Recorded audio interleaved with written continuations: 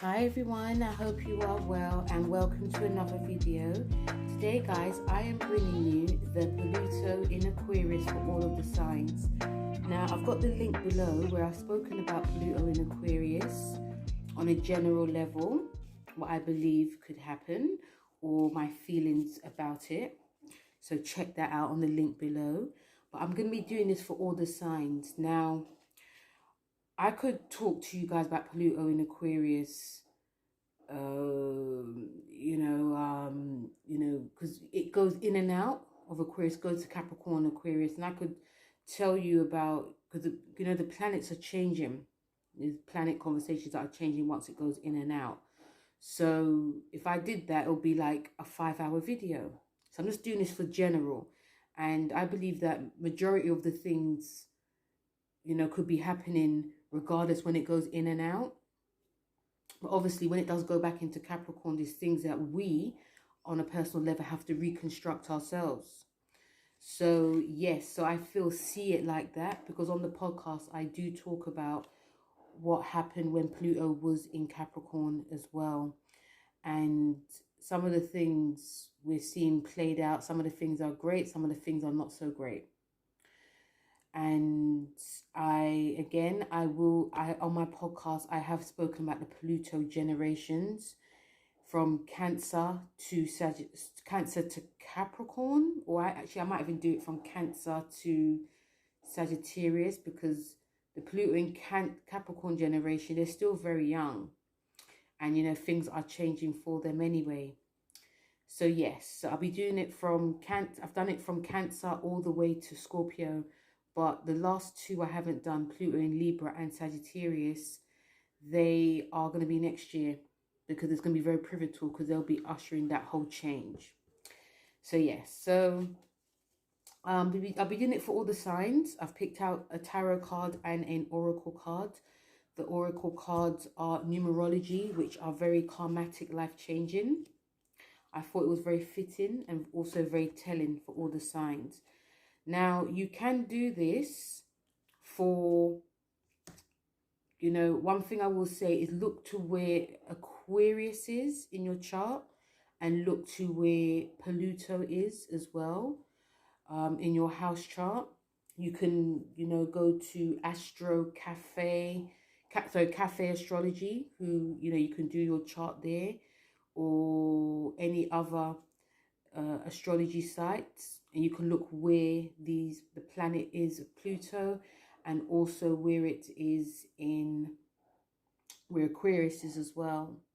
Another thing, I think some of you guys, especially if you are a bit older, could look back to the last time where Pluto in Scorpio was. And I say that because Saturn is going to be in Pisces. And even when Saturn comes out of Pisces, Pluto in Aquarius is still going to be played. The energies of Saturn in Pisces is still going to be played out for the next 20 odd years. Because, where the timing is and everything, it's just going to be played out for 20 odd years. So, you can look back to when Pluto was in Scorpio to see how your life changed then, because this is Pluto's actual sign. So I hope that sort of makes sense. But yes, and also another thing, look where Pisces is in your chart, and look where Saturn is as well, because this also will be played out. And Pisces and Aquarius, they're next door to each other, so it's like a semi-sextile. So it's not going to be too big. It's not going to be too crazy if you are a Pisces, because where Pluto is. So, you're going to get it really great. So, yeah, that's what I wanted to say. And now let's get to the signs. So, we're going to start off with Aries. So, Pluto in Aquarius is entering your 11th house. And Pluto rules your 8th house. So, if we go back to when Pluto was in your 10th house in Capricorn, I feel a lot of you risen up. A lot of you rose up in your career. A lot of you, gain power, will you know, a lot of bosses, CEOs, a lot of you may have been promoted, but because it squared you, there may have still been some drama with bosses, drama with people at work, drama with people who were, you know, like father figures. And you know, I felt, because I felt a lot of you did rise up in your career, and your status grew as well. Because I do see that we did see a lot of Aries that were still seen in like the, whether it's the media or whether they were at work. And you know, I felt that, you know, other themes I'm picking up is that your home life may, you know, home life was calling, but it may have definitely taken a back seat because it was all about your work and career. And I feel that some of you did have to fight in order to be heard and seen, because there may have been a lot of pushback from 2008 till 2023, 24. And I feel some of you are still going for it, you know, but it's sort of easing up now. And if you made lots of gains, that's what it was all about, you know.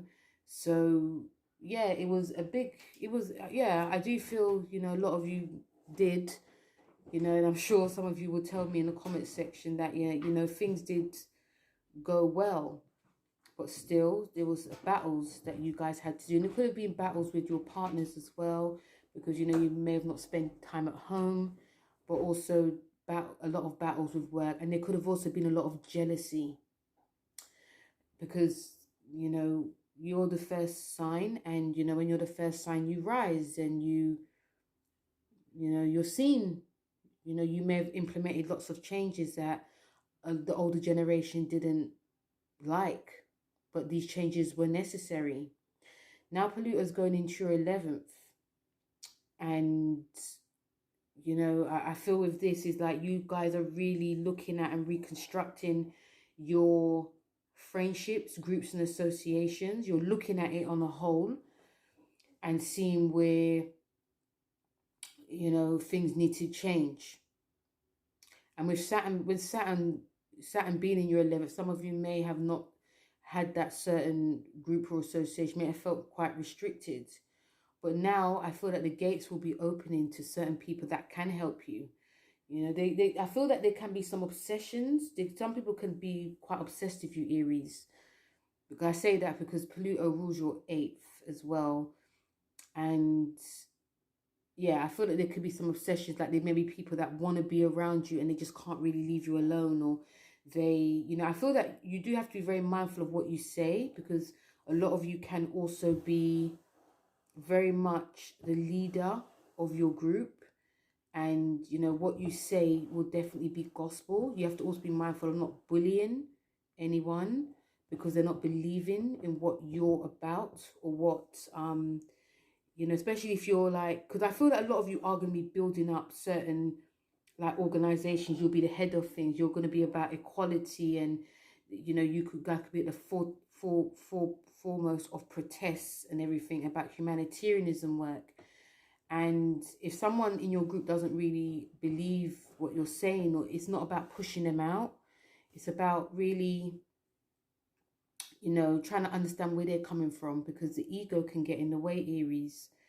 And you more so than anyone knows a lot about that, because, you know, Leo rules your 5th house. So yes, you are going to be the leader, but you have to be the leader in a very positive way, because you're going to be heralding change.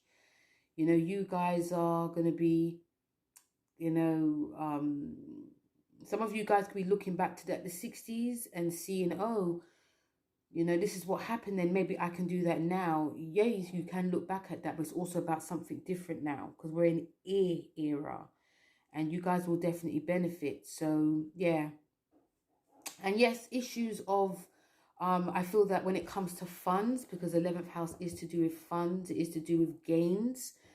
Be mindful of when it comes to sharing money with friends and associations, because, you know, you may be, you know, collecting money type of thing, and after there's money not being brought out and you don't know about it, or like you thought that there were certain friends that you trusted and they might be embezzling money. and you're like, you know, we're meant to be all in this together. We're trying to help a cause here, because 11th house is about a cause. You are going to be loyal to a cause. And also, I feel that some of you may have to be mindful that, you know, friendships do take time. You know, it takes time to build. But you guys are going to be transformed by certain people. I feel there's going to be a lot of people that come to your aid, Aries, that you never even expected. They may have been not the so-called heavy bashy person, and after you realize actually they got a lot that I could actually learn from. So there will definitely be some people that you never thought had anything, and they have loads of things. So the card that you have is the Tower card, which is the Mars card with abundance. So the Tower card is showing me during the 20-year transit for Pluto in Aquarius for you is that there's going to be a lot of things that will be revealed to you. Like if you're going to be in a group, anything you're associating with, you're going to be seeing like the truths, you're going to see the pros and also the cons. And you're going to be making no bones about what you're happy with and what you're not happy with. I feel a lot of you will be leaving certain organizations as well. And I feel that some of you may definitely be aligning yourselves with that sort of secret groups. Some of these groups can appear very dangerous, but it actually is going to be transforming you in a spiritual way. And again, like I said, be mindful of sharing money, because the 8th house is to do shared resources. So be mindful of who you're sharing money with. And also, but yeah, the Tower card is showing that, you know, if you're not happy around certain things to do with these themes, you're going to leave very quickly. There can be definitely some drama and arguments. Like again, I said, I feel that there's going to be some obsessions coming along, because you're going to be very visible to certain people. But also, when I say drama and arguments, I feel that's more to do with you leaving. And I feel that's more to do with you calling out things that are unjust. And this could lead to, you know, things being removed from you, or friends removing themselves from you. But I feel you will be removing yourselves from this more. But I feel once the dust is settled, when it says abundance, that you are going to be abundant during these next 20 years. You're going to be getting a lot of support, a lot of gains. And also when it comes to shared resources as well, I feel that anything that you're applying for, whether it's funding for a project, or I feel that you will get it. It won't be hard like it was, you know, 15 years ago. It'll be more forthcoming. And also I feel that there's going to be a lot of, you could be surrounded by rich, very influential people that will actually be, you know, investing in any project. Because remember, this is also to do with the, you know, your you know, projects, and also your dreams and aspirations. Dreams and aspiration with the abundance card is showing that your dreams are going to be higher. You want to change things, you want to change the world, and you want certain people around you. So I feel that the abundance card is showing me to wish upon a star, write down any manifestations, because they will definitely come true. So yeah, so even though you've got the Tower card, Aries, and it's the Mars card, it is your card, things actually can also come quickly, and things can also leave your life very quickly as well. But, you know, you may not be looking back on that. It's just about always moving forward. That's what the Tower card is bringing me, especially with the abundance card. So that is your 20 years, Aries. Hello, Taurus, and welcome to your Pluto in Aquarius. So, Taurus, this is going to be a 20-year big one for you, because it's in your 10th house. Now, if we go back to when Pluto was in your 9th house, I feel a lot of you Tauruses, you know, obviously it's about your belief systems, about, you know, law publishing. Some of you Taurus may have risen up in these ranks. I feel a lot of you also, because, you know, it trined you. There was like this sort of like spiritual awakening a lot of you guys had. Some of you may have decided that you want to do like astrology, do some spiritual work. Because my moon's in Taurus, and I felt that was very much open to me. And yeah, I feel like certain things that you never believed in, you started to slowly believe in it. It could have been conspiracy theory, but it also could have been something that you've really been interested in. And also it could have made a lot of you made money through it as well. You know, if you're a book writer, you know, remember Pluto's still in Capricorn, but you know, I feel some of you may, you know, I think if you started in 2008, this, you know, once it comes out, I think a lot of you are going to be coming out with certain published works. And also there's traveling. Some of you may have decided you wanted to travel. You may have married someone from a different culture, had kids, but also, you know, you had to learn a lot of life skills, and but I felt it was very slow. Some of you may have felt quite unreceptive to change that was happening.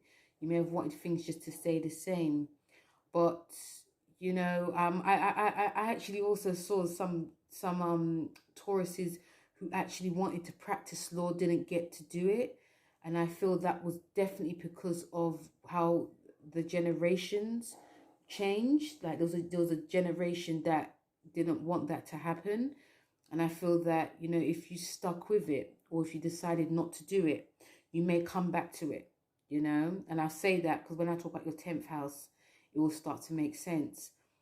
But yes, learning a new language. Some of you may have decided to learn a new language, like go back to college or even study. And yeah, it might have been quite cush for a lot of you, but also some of you may have felt like you really couldn't rush this process. But now it's in your 10th house. This is going to be like the highest house. Yes, it's going to square you. Just ask Aries how that went. But you Tauruses are very, you know, you're nice people. You're very dependable. But this may usher in a huge change when it is about your career. Like I said, I feel that if certain things you started 15 years ago and it didn't really materialize, it can actually start to materialize now, and it could be quite fast because remember, you know, Pluto also rules your 7th house, yeah, and Uranus rules your obviously it's your 10th house, and you know there may have been, especially like 15 years ago, or even now, there may have been this, you know, you guys may see a bit of conflict when it comes to like your relationships and also your career. I can see a lot of Tauruses getting married. I can see a lot of Tauruses, you know, growing their family if they didn't do it. But I can also see your career growing. But it also can be very up and down. Like one minute you're up, next minute you're down. And I feel this is maybe the biggest bone of frustration for a lot of you. Whatever you're going to be pursuing now for the next 20 years, Tauruses, it's going to really transform you. And with Pluto being there, you know, your relationships are going to be playing a big part in this. So I feel that communication, I feel as long as you're communicating with your partner and letting them know that, you know, yes, you know, I there's certain things that I didn't do. Now I have to do it because I feel more confident now. I feel more that I've got this, I can do this. And, you know, don't forget when you're getting squared, you know, the 10th, unless you're working for yourself, they can be bosses, they can also be, you know, higher ups that are really on your case. But I feel that because you Tauruses are going to be more confident, you're going to be speaking out. And I feel that your relationship with your partner or even that business or business contract can really help with this. Business contracts will be coming up for a lot of you because I feel a lot of you will be signing them. A lot of you will, I feel, will be CEOs. A lot of you will be actually owning your own business because Aquarius does rule independent. So I do see a lot of you guys running your own companies now, or even definitely going back to law. Some of you may not be winning the cases that you want, but you will persevere. This 10th house is about you persevering, okay? Again, because Pluto is to do with obsession, you guys can definitely become obsessed with your career to the point that your relationships can take a back seat, even though you want it all.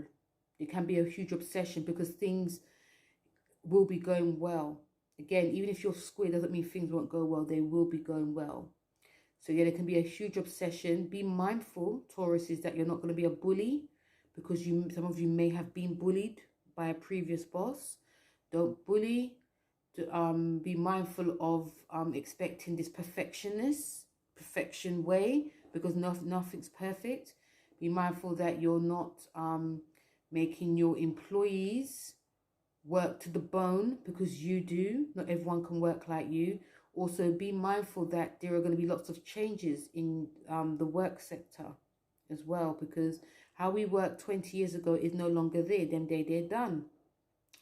So yeah, there's going to be a lot of things that you're going to have to get your head around, Taurus, in terms of the work structure. Like, there will be people that will basically demand, you know, equal pay, equal, like, flexibility.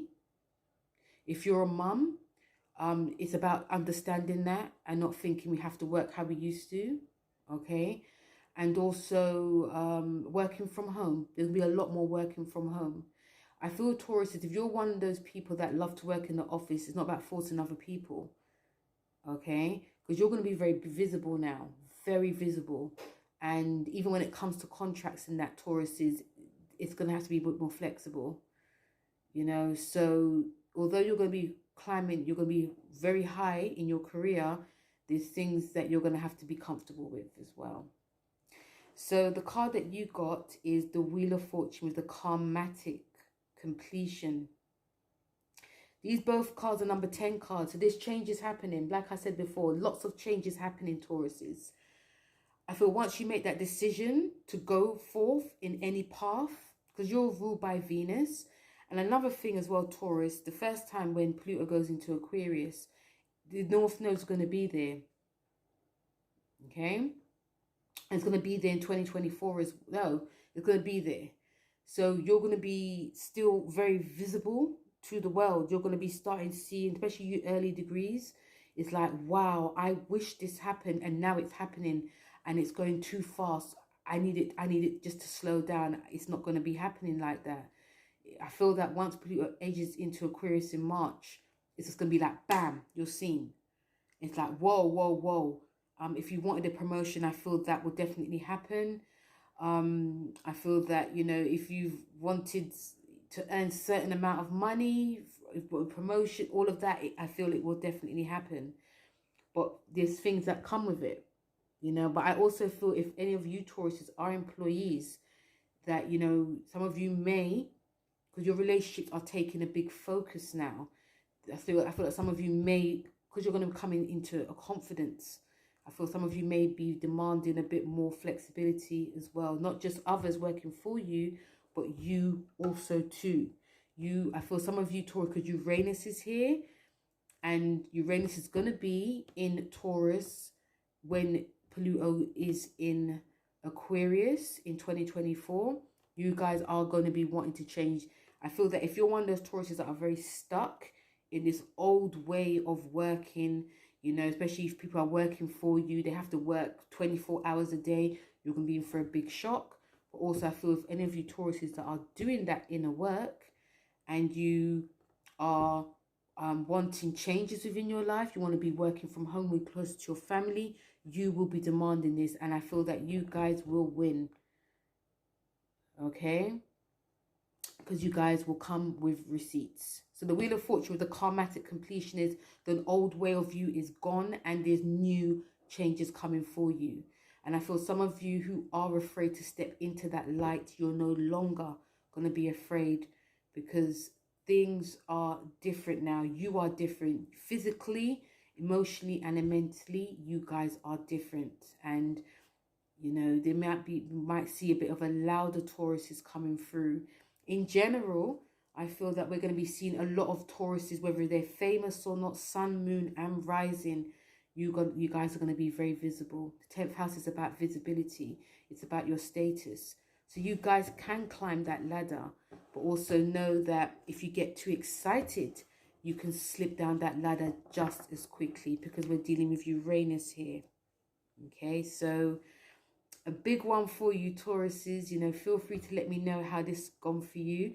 Another thing with the karmatic completion is, I feel that if someone is trying to overthrow you in any way, there's going to be some repercussions. I feel that will happen because, you know, Tauruses, you guys are non-threatening. Yeah, some of you guys are very quiet. You just get the work done.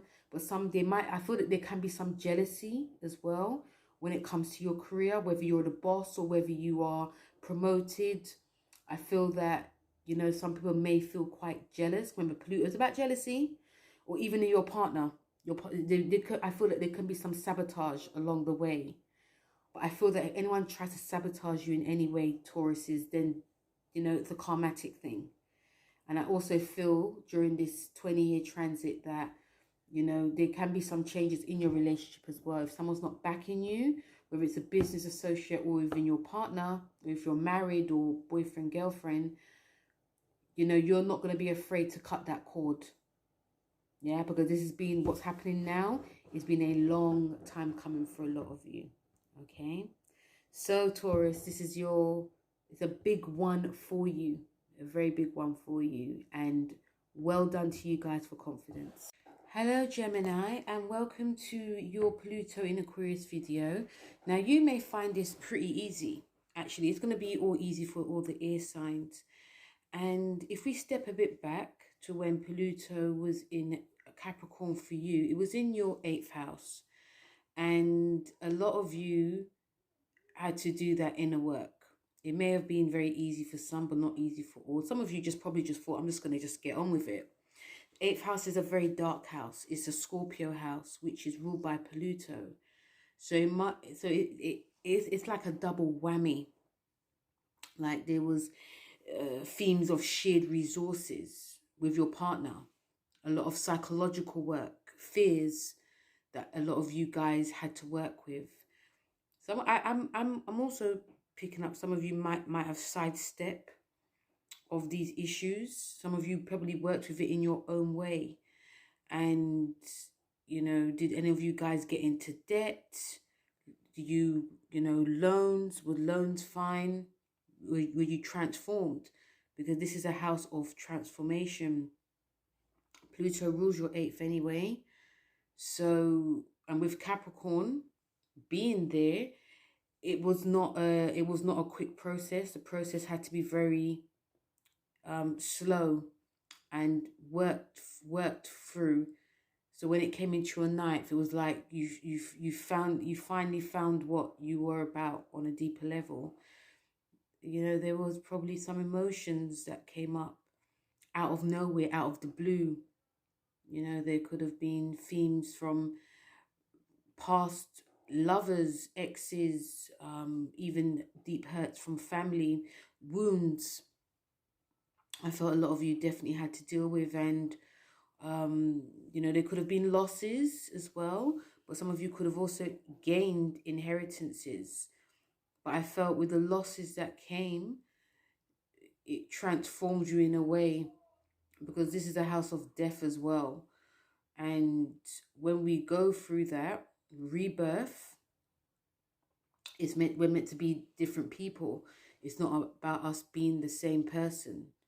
So yeah, it might have felt, I felt that it may have felt very heavy for a lot of you, but you learnt from it on an emotional level. You tapped into your emotions, and there may have been times where things were so strong, so intense, that you just had to feel it instead of running away from it.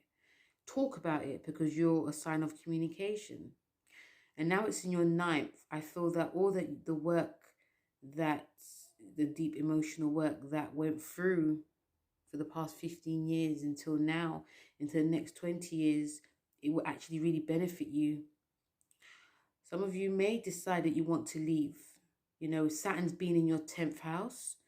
So, you know, it's, you know, you with Pluto, you rule in your 8th, and Aquarius ruling your 9th. You know, next door neighbors, you are going to be seeing, you know, because, you know, the 8th house is in a way about, you know, some of you may have come into money. So this, you know, it's like looking at your surroundings and thinking, you know what, I actually want to move. I want to live far away, because there's only so much that you can, some of you can put up with, some of you can wake up to the same old things. And now you are, some of you I feel are wanting to move far away, you know, learn a new language, because you're the sign of the learner anyway. And, you know, starting up a new job. This is great for philosophers. This is great for teachers. This is great for people that want to teach and probably preach. Yeah, I can see a lot of Geminis preaching. But regardless, this is not about the ego. This is about transformation. So you can be too preachy. You can be too, there can be an element of judgmental. You know, the 9th house is about race and religion. So mindful of that we don't say one thing and mean the other, because it will come out. Things will be said. Especially Saturn being in your 10th, you're going to be at the forefront. You're going to be seen, a lot of you. So it does feel that even though this is going to be very much an easy transit for you, what you say is going to have an impact on your career for the long term, for the next 20 odd years. So, you know, some of you may, you know, it's about the lessons that you've learned from the 8th and how you're bringing it into the 9th, because it will always be there for a lot of you. So the card that you have, Gemini, is the Hermit. Brilliant. With the spiritual career. So this card is saying to you, going within. The Hermit card is actually the Virgo card, which is your 4th house. And it's Mercury. So I feel with this card for you, Gemini, is actually saying to you to think before you speak. If you are teaching or preaching or doing anything, like even being a mentor, anything you're going to be publishing, because I can see a lot of Geminis publishing work, you know, especially because Saturn's in your 10th. I feel a lot of you are going to be very creative, and a lot of work's going to be put out there. And is no time like the present, with Pluto being in there for the next 20 years in your 9th. So this card is saying whatever you're going to be putting out there, you have to be very, it's not about being careful, just do the thorough research, not just do it because this is what you're thinking, this is what you believe, even though, you know, and some of these beliefs could be false, it could be fake. Because remember, the 9th house, yes, it is publishing, but it's also sort of like worldwide, you know, to the masses, to other cultures and other creeds. So, you know, listening to that inner voice, if you are studying anything, if you are going to be writing or publishing anything, or if you are going to be traveling anywhere and you'll be learning from other cultures as well, is listening and trying not to not overshadow, but overstep the mark. If you're into unfamiliar territory, in unfamiliar places, you know, there'll be people that will be teaching you. You'll be learning a hell of a lot now, Geminis. But we also have to listen, because, you know, you're mutable, like Pisces and Sagittarius and Virgo. And you guys are like you guys learn from others easily. And you guys are also very, it's like the copycats of the zodiac. You guys are easily influenced by others. So whatever you're going to be learning now, it's gonna influence you. But we have to listen to what's actually being said and not what we believe. And like I said, I see a lot of you, you know, being at the forefront of things to do with books and magazines. And, you know, some of you may decide that you want to, you know, own like a publishing house. And remember, this house is about philosophy and, you know, your thoughts, your beliefs as well. So it's about listening to all these groups and all these groups and all these philosophers and mentors, or that could actually help you, because you're going to learn a lot. And the spiritual career is showing that some of you may also decide that you want to, I don't know, some of you could decide you want to be a monk. You may want to not, because there's lessons that you learn in the ninth for the past 15 years in the eighth. And some of you may actually want to be in silence in a way, because some of the things may have been quite traumatic. And it's even though some of you are busy, there's more of a stillness that's coming across. So, doing a spiritual career, and it could be, like I said, a monk. Some of you may decide you want to go into the church, preaching, but like the Lord's work, or like the higher power work. With the Hermit, you are listening to your emotions. You are listening to that inner voice and not just shouting out, So it does feel very much like a spiritual time.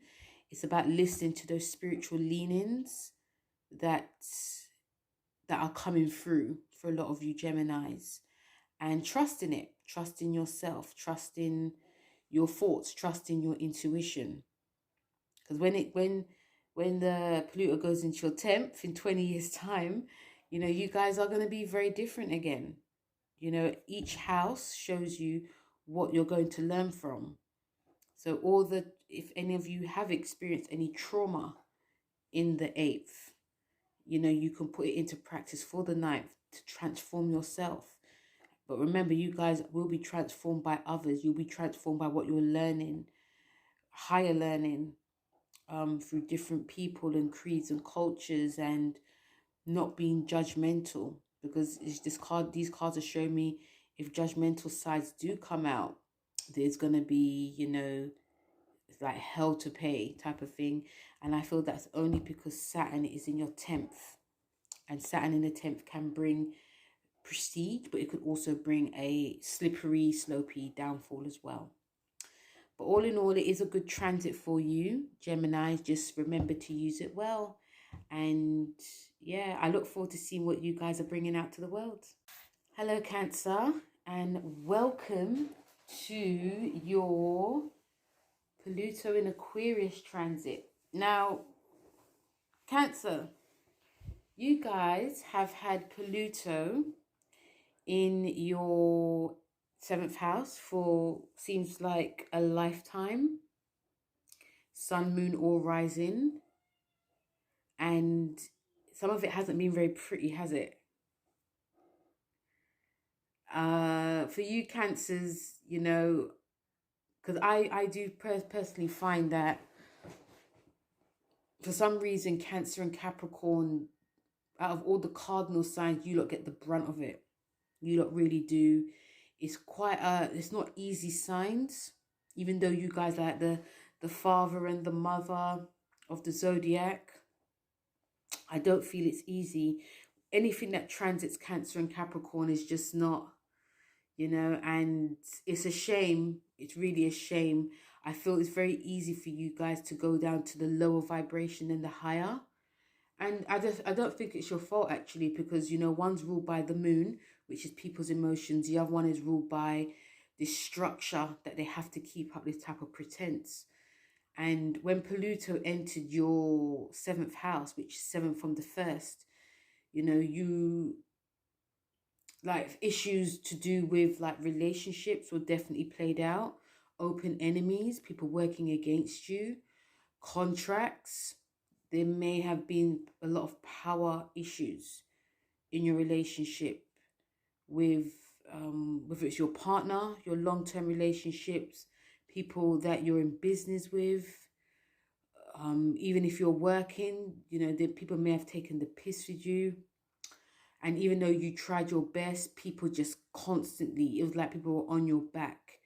But I feel most of it probably was to do with jealousy as well, because you know, the oppositions are not harsh. You know, oppositions and squares, they appear harsh, but you know, you still can shine. It's just that you're going to get the little niggles, the little annoying, crazy and annoying behavior behind the scenes.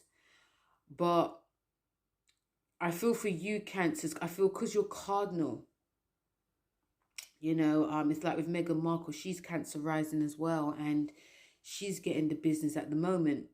You know, she's getting, and because it conjuncts her descendant as well of Capricorn, so it's not and also like I said, like again, I do feel it is a lot of jealousy that coming forth, because Cancers are very, you lot, you know, a lot of you have got like sort of like innocent faces, and you, how you project to the world is very much caring, and but you guys are very strong, but you guys can't help but care because you're the mother.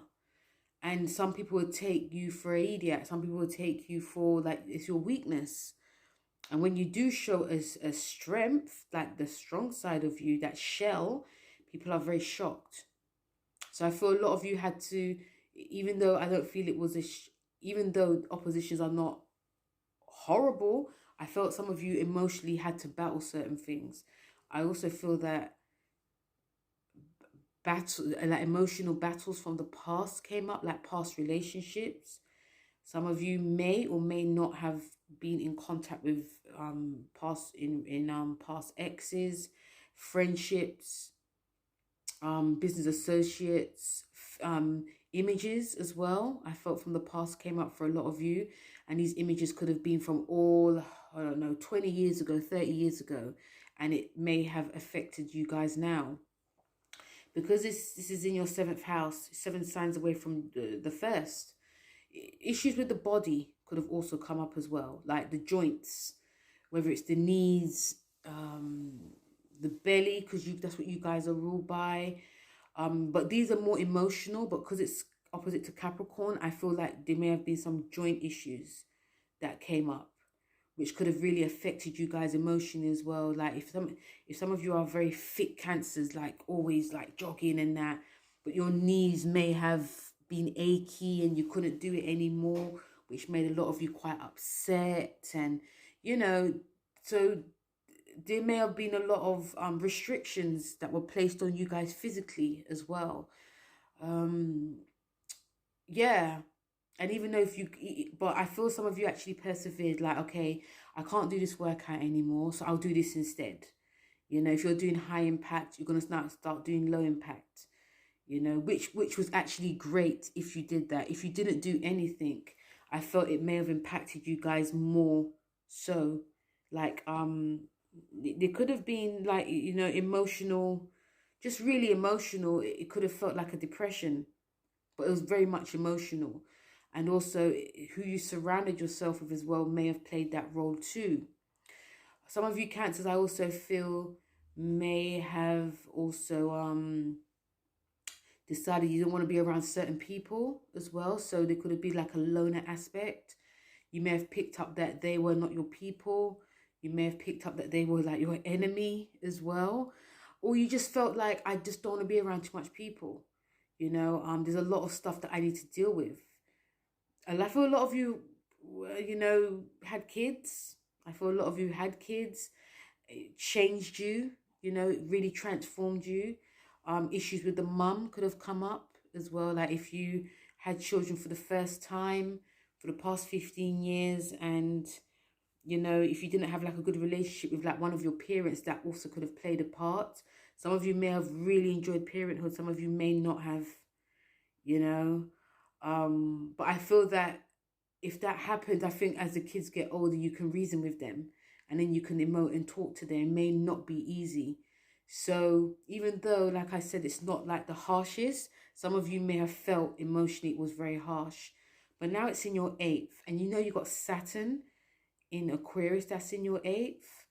And, you know, this is, you know, there have been some restrictions placed on you. But I feel that if you're understanding what Saturn in your 8th means, the 8th house, the Pluto, will probably be a walk in the park. Your restrictions sexually, there could have been restrictions with money. with Saturn being there, restrictions in how you expressing yourself, talking about your fears, you know, finances with your partner, you know, if you didn't get that loan or you didn't get, it felt very hard to get, like, you know, that inheritance to go through. Even like doing some occult work, some of you may have really had to try and understand like some spiritual work, or do some spiritual work, doing some therapy work as well. Some of you may have felt that, you know, they're not really understanding you, but you just have to like really put yourself out there in order for it to happen, or even just try that bit harder, because Saturn's about lessons. But now Pluto's in your eighth, and Pluto also rules your fifth house. You know, it's an inconjunction, and inconjunctions are, you know, because I feel that you, Pisces, will have it quite good, you know, especially Pisces will have it quite good. But still, because it's in a water house. This is a house of death, rebirth, and also there, remember, it's Scorpio, so it's about control as well, and passion, manipulation. But, you know, obviously you can distinguish the sign from the house, but I still feel that these themes will come through, because Pluto does rule. The last time Pluto ruled your seventh and your fifth. That's one of the reasons why I did feel that children transformed you in a way, whether you had them or whether you worked with them. And also creativity as well. And I feel with this time, there's going to be more of an emphasis on, because in Vedic astrology, the 8th house does rule conception, which is to do with children, but also conceiving a project. And I feel a lot of you would come into your power. I feel a lot of you will come into your power, because remember, the 7th house is a cardinal house, which actually squares you. It's a Libra house. And now we're in a water house. And also Pluto rules your fifth as well. It's a Scorpio house. So some of you may find this ride quite easy. Quite easy. Some of you may still have things that you still need to work on with trauma, fears. Yes, there are going to be elements and themes that come up to do with money, you know, whether you, how you are when it comes to your money, your joint finances with your partner, but also power and control over these themes too. I feel some of you definitely could come into inheritance, but obviously it's because of the loss. And, you know, and really and truly and being honest and working with your fears and working with themes from the past. If you just, okay, I'm going to, you know, deal with the past another time, or any of these hurts that a lot of you guys could be holding, it's going to be a time that you're going to have to be honest and work with them now. The 8th house is about investigation. And I do feel that, you know, I feel that if any of you Cancers are, and I don't doubt that you are, very creative people, you guys are going to, some of you guys can become very obsessed with a project, a creative project. You know, if you guys got children, there could be a bit of an obsession with your child, like wanting them to be the best. Again, I do feel that a lot of you, you know, there can be, some of you can become parents as well. There could be an obsession with like planning the birth and all of that.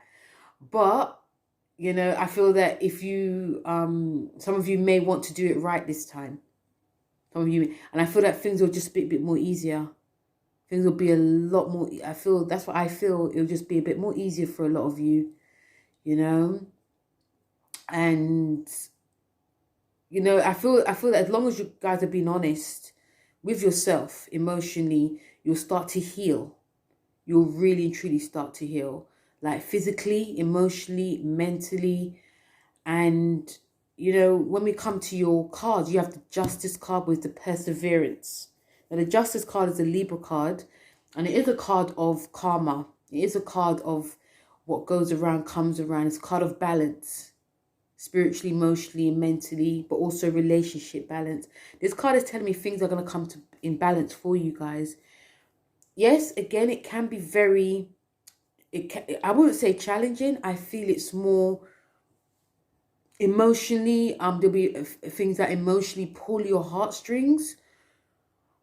You guys are going to be transforming yourself in a big way. Things that come into your life, things that leave your life will definitely transform you. There can be gains, there can also be losses, but there's going to be more of a balance and a harmony. With the Perseverance card, it's the number 4 card. The 4 card is the Emperor.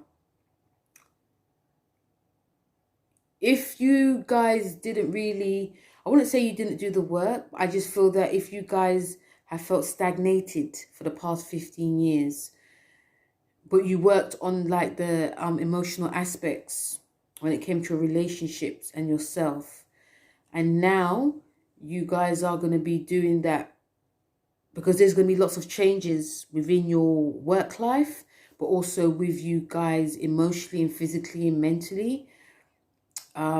If you guys think it's not going to work, just continue, because the number 4 with the Perseverance card, with the Emperor card, is of leader, is of entrepreneur, is of not making making people know who you are, you know. So you got like cardinal cards, and also the Perseverance card is showing me if something doesn't work, keep trying, because it will. And you may see that it will come when you least expect it as well. Children will definitely transform you. Children will definitely transform you. Again, whether you're working with them or whether you're having children or you're deciding to, or if you're thinking about it. Themes to do with your love life as well would definitely, there'll be like this whole different side to you. I feel that you guys may even get in tune with yourself sexually as well. If you didn't, if you found it very hard, you will be more like in tune with it, like the Kundalini, should we say.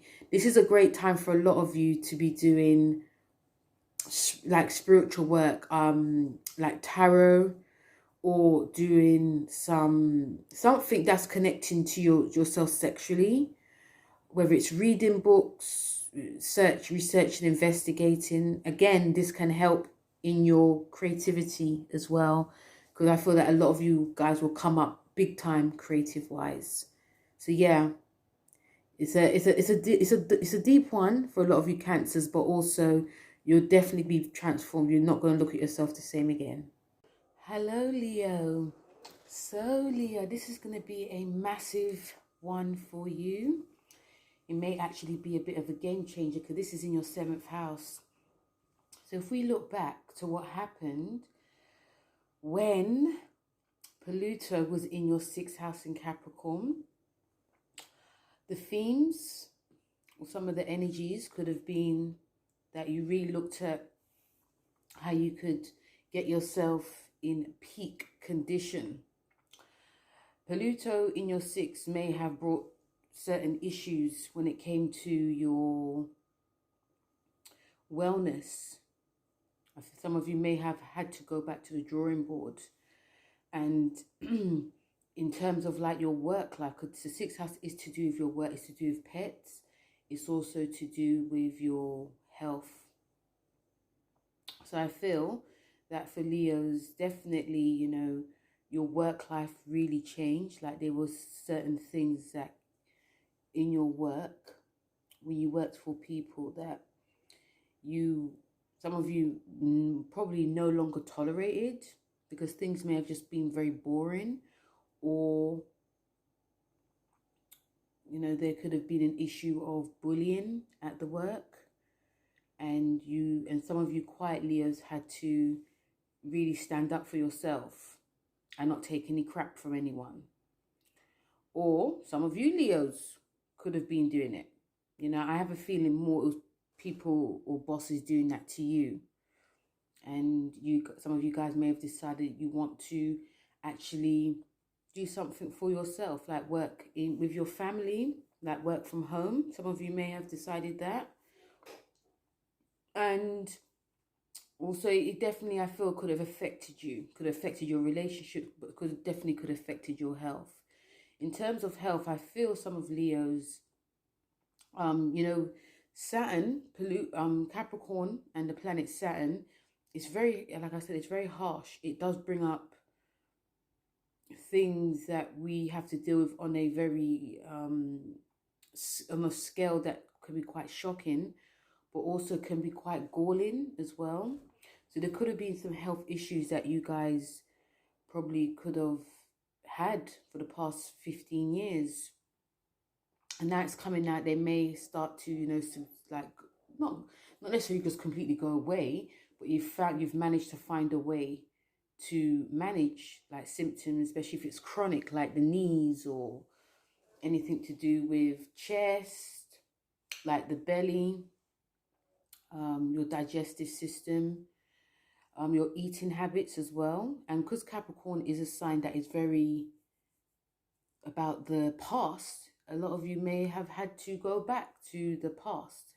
We have had to go back to the drawing board in, you know, not necessarily, I feel that what worked before in the past, some of you may have had to go back to that. So going back to old school fitness videos, walking. It's really good for walking because it actually strengthens the bones. Some of you may have really taken up walking, some strength training as well.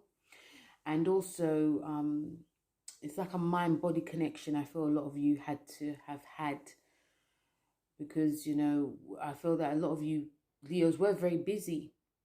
You know, very, very busy when it came to your work. And in order for you to be at your best, you have to take care of yourself. Did you guys have pets as well? Some of you may have decided you wanted to have pets, a cat or a dog, or, you know, even if you were scared of it, you probably thought, you know what, I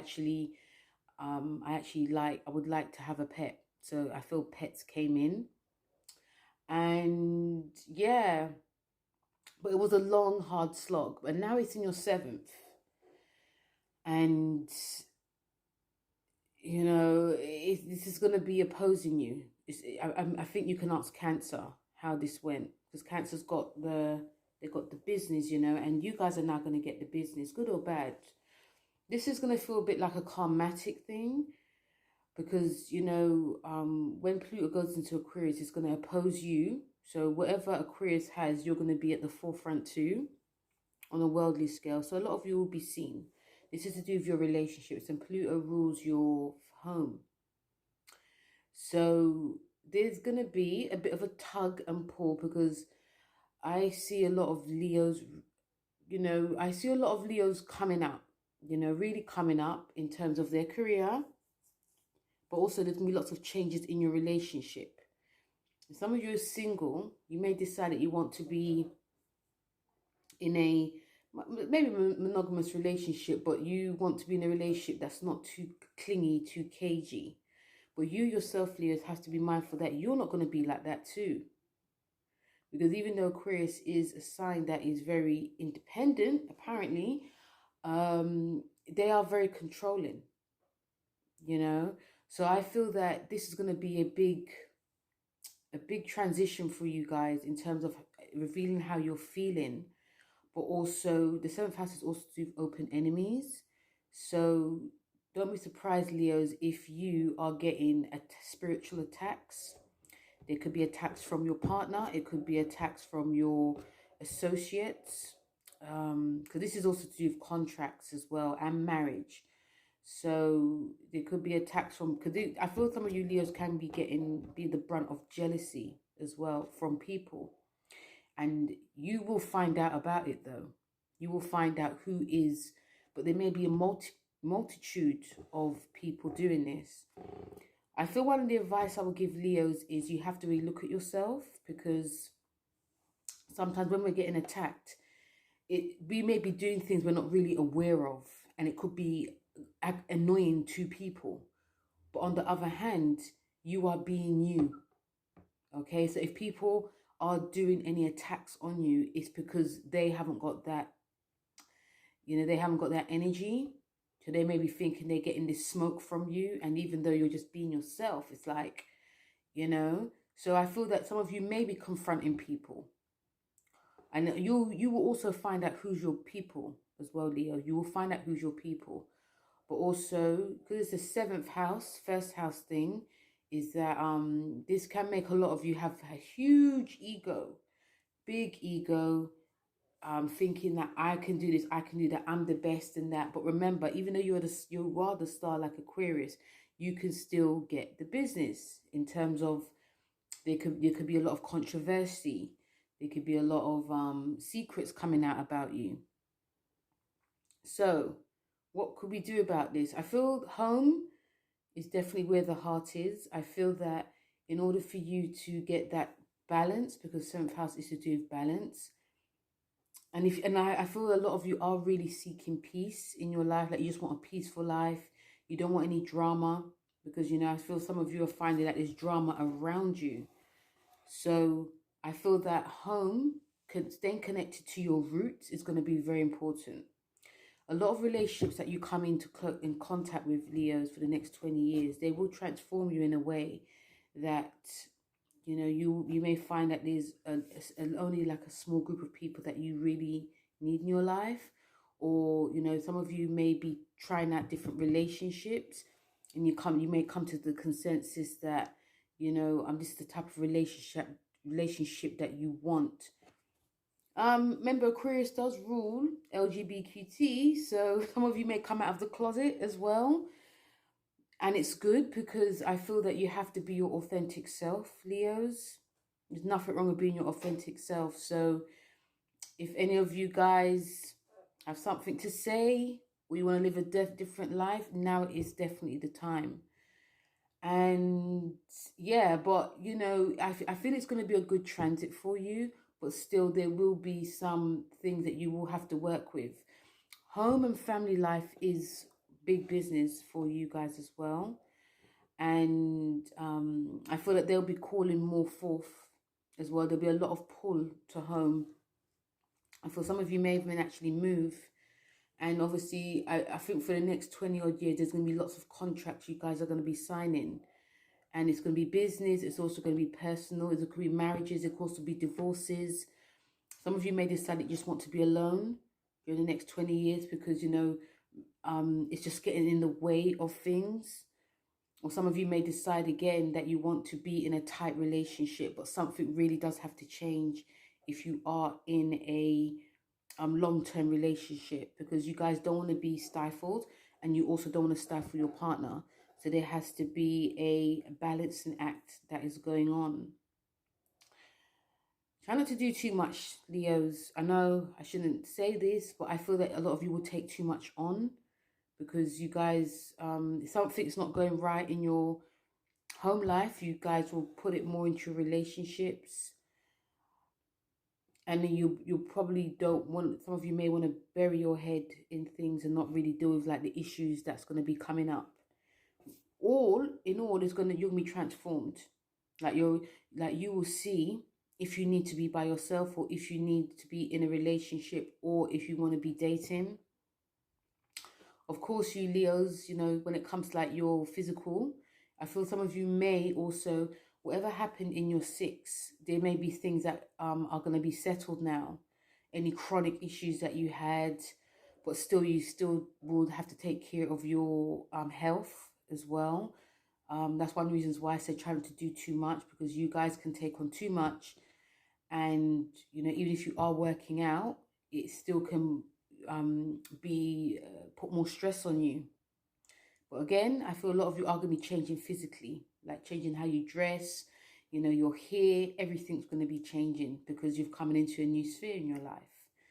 So the card you have is the 2 of Swords with spiritual partnership. And the 2 of Swords is about choices, but it's about not wanting to see things that are in front of you.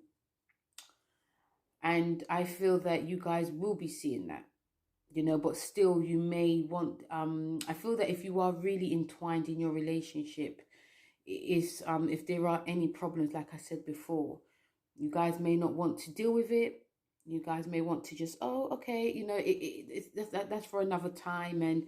But these things can actually build, and it can actually make a lot of you show that lion fire that you guys try not to show a lot of people. So it's about really confronting things. This is the moon in Libra card, and the seventh house is Libra anyway. So confronting things in order for you to get peace and balance. If stuff are happening at home and stuff happening in your relationship, this is about talking about it and not brushing it under the carpet till another day, or even forgetting about it. When it says spiritual partnerships, it's like I feel like your partnerships is going to go to the next level. So it may become more deeper. There may be a deeper connection. And also there's going to be a lot more communication as well. If you have usually been in a relationship, Leos, that is not about big communication, it's very much on the sexual side. Now this will change. So you guys could be going into business together, or you guys could be doing something spiritual together. It could be a spiritual, it definitely could be like a spiritual wedding, a spiritual engagement, or even if you're going into business with anyone, which I feel a lot of you Leos will be, the partnerships will have like this sort of like spiritual karmatic connection. It's like, oh, but some people will come into your life now, Leos, that are sabotaged in some way, and some people will come and enter your life or come and stay in your life, and there'll be this spiritual past life thing that you could be feeling. Yes, so it's a big one for a lot of you Leos, but like I said, you know, try not to do too much. Try to stay on the straight and narrow as well, because I did find when Saturn is in Leo, Aquarius, a lot of Leos will get in the business, you know, because you know you guys will be visible, you guys will be seen, and what this can also bring is just because you're seen, it doesn't mean that you can get away with a lot, like other signs can. There can be a lot of drama that can come, and unnecessary drama that you guys do not want. So, you know, try and pace yourself for the next 20 years, because it's a 20-year transit. And yeah, like I said, stay connected to your roots, your family and your home, and all should go well. Hello, Virgo. And how are you? Welcome to your Pluto in Aquarius reading. So Virgos, this is a big one because, I mean, like Pisces, this is going to be in your 6th house and Pisces in its 12th. Before I talk about that, let's go back to when Pluto entered your 5th house. Now, I see this not just for Pluto's Virgo's sun, moon and rising. I see this also for the Pluto in Virgo generation, who are 1958 to 1971, 72. So we saw a rise of that generation coming up. I've spoken about this in my podcast, actually. And even you yourself, Virgos, you may have felt this sort of like difference, like, oh, so much people are on me. So much people want to commit with me, because the 5th house is to do with fun, relationships, and also it's you know, it's also when it comes to work, like creativity and work, it's working for yourself and children. So yeah, I feel some of you, and also because Capricorn rules your 5th, and Capricorn is cardinal, is leader. You know, a lot of you may have been at the forefront, like being really positioned, like at the front of things when it came to dating. You know, you may have really had this different type of confidence. You know, how you dress was different, maybe conservative, but there was like this sort of like sexual energy you guys had. The 5th house is not about commitment, it's just mostly about dating and having fun. So I can see a lot of you Virgos, you know, done that, you know, really had some fun, and a lot of people were chasing you. The 5th house is also to do with ego. So I felt what this gave as well is that because some of you were dating other people, or, you know, just having fun. There could have been some cheating going on. There could have also been this, you know, because everyone wants me, you know, I can do what the hell I want type of thing. And there may have been a lot of hurts, but you would go in your own way. A lot of you, I felt, was really discovering yourself, because this new like sexual energy was coming up. And, you know, some of you may have had a child or children during the last 15 years. Some of it could have been a shock to you guys, because, you know, you're just dating someone, if, you know, you're pregnant. Or some of you may decide you don't want kids. You know, you just want to just have fun. That's what it's all about, just having fun. I also feel when Pluto was in your fifth that you may have hurt a lot of people, Virgo. Because there may have been some people that really wanted to be with you, and because you was in that fun frame of mind, and also dating, they may have not been aware or clear what your intentions were. So, you know, if you met, oh, let's go to the bar, after you bring the friends, and after, you know, you're kissing someone and they're like, wait a minute, I thought we were going out, but you're like, no, we're just having fun. I felt that may have been coming up too, because it's about fun now, you know, fun energy. And, you know, I don't think you lot did it on purpose. I just think that's where your frame of mind was. But now I feel some of you there may be some regrets now. Some of you may have tried to get back with that person, and, you know, it's just like that person's really moved on. And, you know, I feel that some of your friends may have been like settling down, but you may have just been in this dating and fun business. And, you know, if you did have children during this transit, that it's really, really, really transformed you. I felt that some of you may have also have been very intense with your child, being quite controlling in what type of art they can do, how creative they are, really pushing them. And, you know, obviously we want the best for our children, but some of you may have just wanted this type of perfectionist child. And also even how you dressed. It could have been quite sexual, it could have been quite conservative, but, you know, you just probably just this sort of sense of this being really out there. I feel it was great if you discovered a creativity and you really worked with it and you started working for yourself. Some of you may have done it, or some of you may have been thinking about it now, because Capricorn is still there. So now it's in your sixth house, and this is your house. And, you know, another thing I was going to say about the fifth house is that, you know, you got a lot of, I feel some of you got a lot of leadway, like you got away with a lot of stuff. And now this is in your sixth house. And, you know, the fun is still there, because, you know, Pluto's still in your fifth. But now it's like, you know, really, another thing about the fifth is like about the physical bodies, like physical fitness. So if you guys took that up, it will really help you within the sixth house. But because it's a Leo house, you could have went too hard. And now we're in the sixth, your house. It's like things are really slowing down. It's about really getting back to basics. Aquarius ruling your sixth. It's like you'll have to do things differently. And a lot of it is very annoying. Some of it is very uncomfortable, because it's about being forward thinking. And some of you guys may be just doing the same old, even though you're earth mutable, you still are earth. You like to stick to what you know. So I feel that if you guys are going to be going for the next 20 years, your health, your wellness, your work life is going to be transformed. If you're used to working in a certain way, working with certain people, doing things your way, it's now not going to work like that. And, you know, I feel also if you have always ate a certain way or worked out a certain way, it's going to be very different now.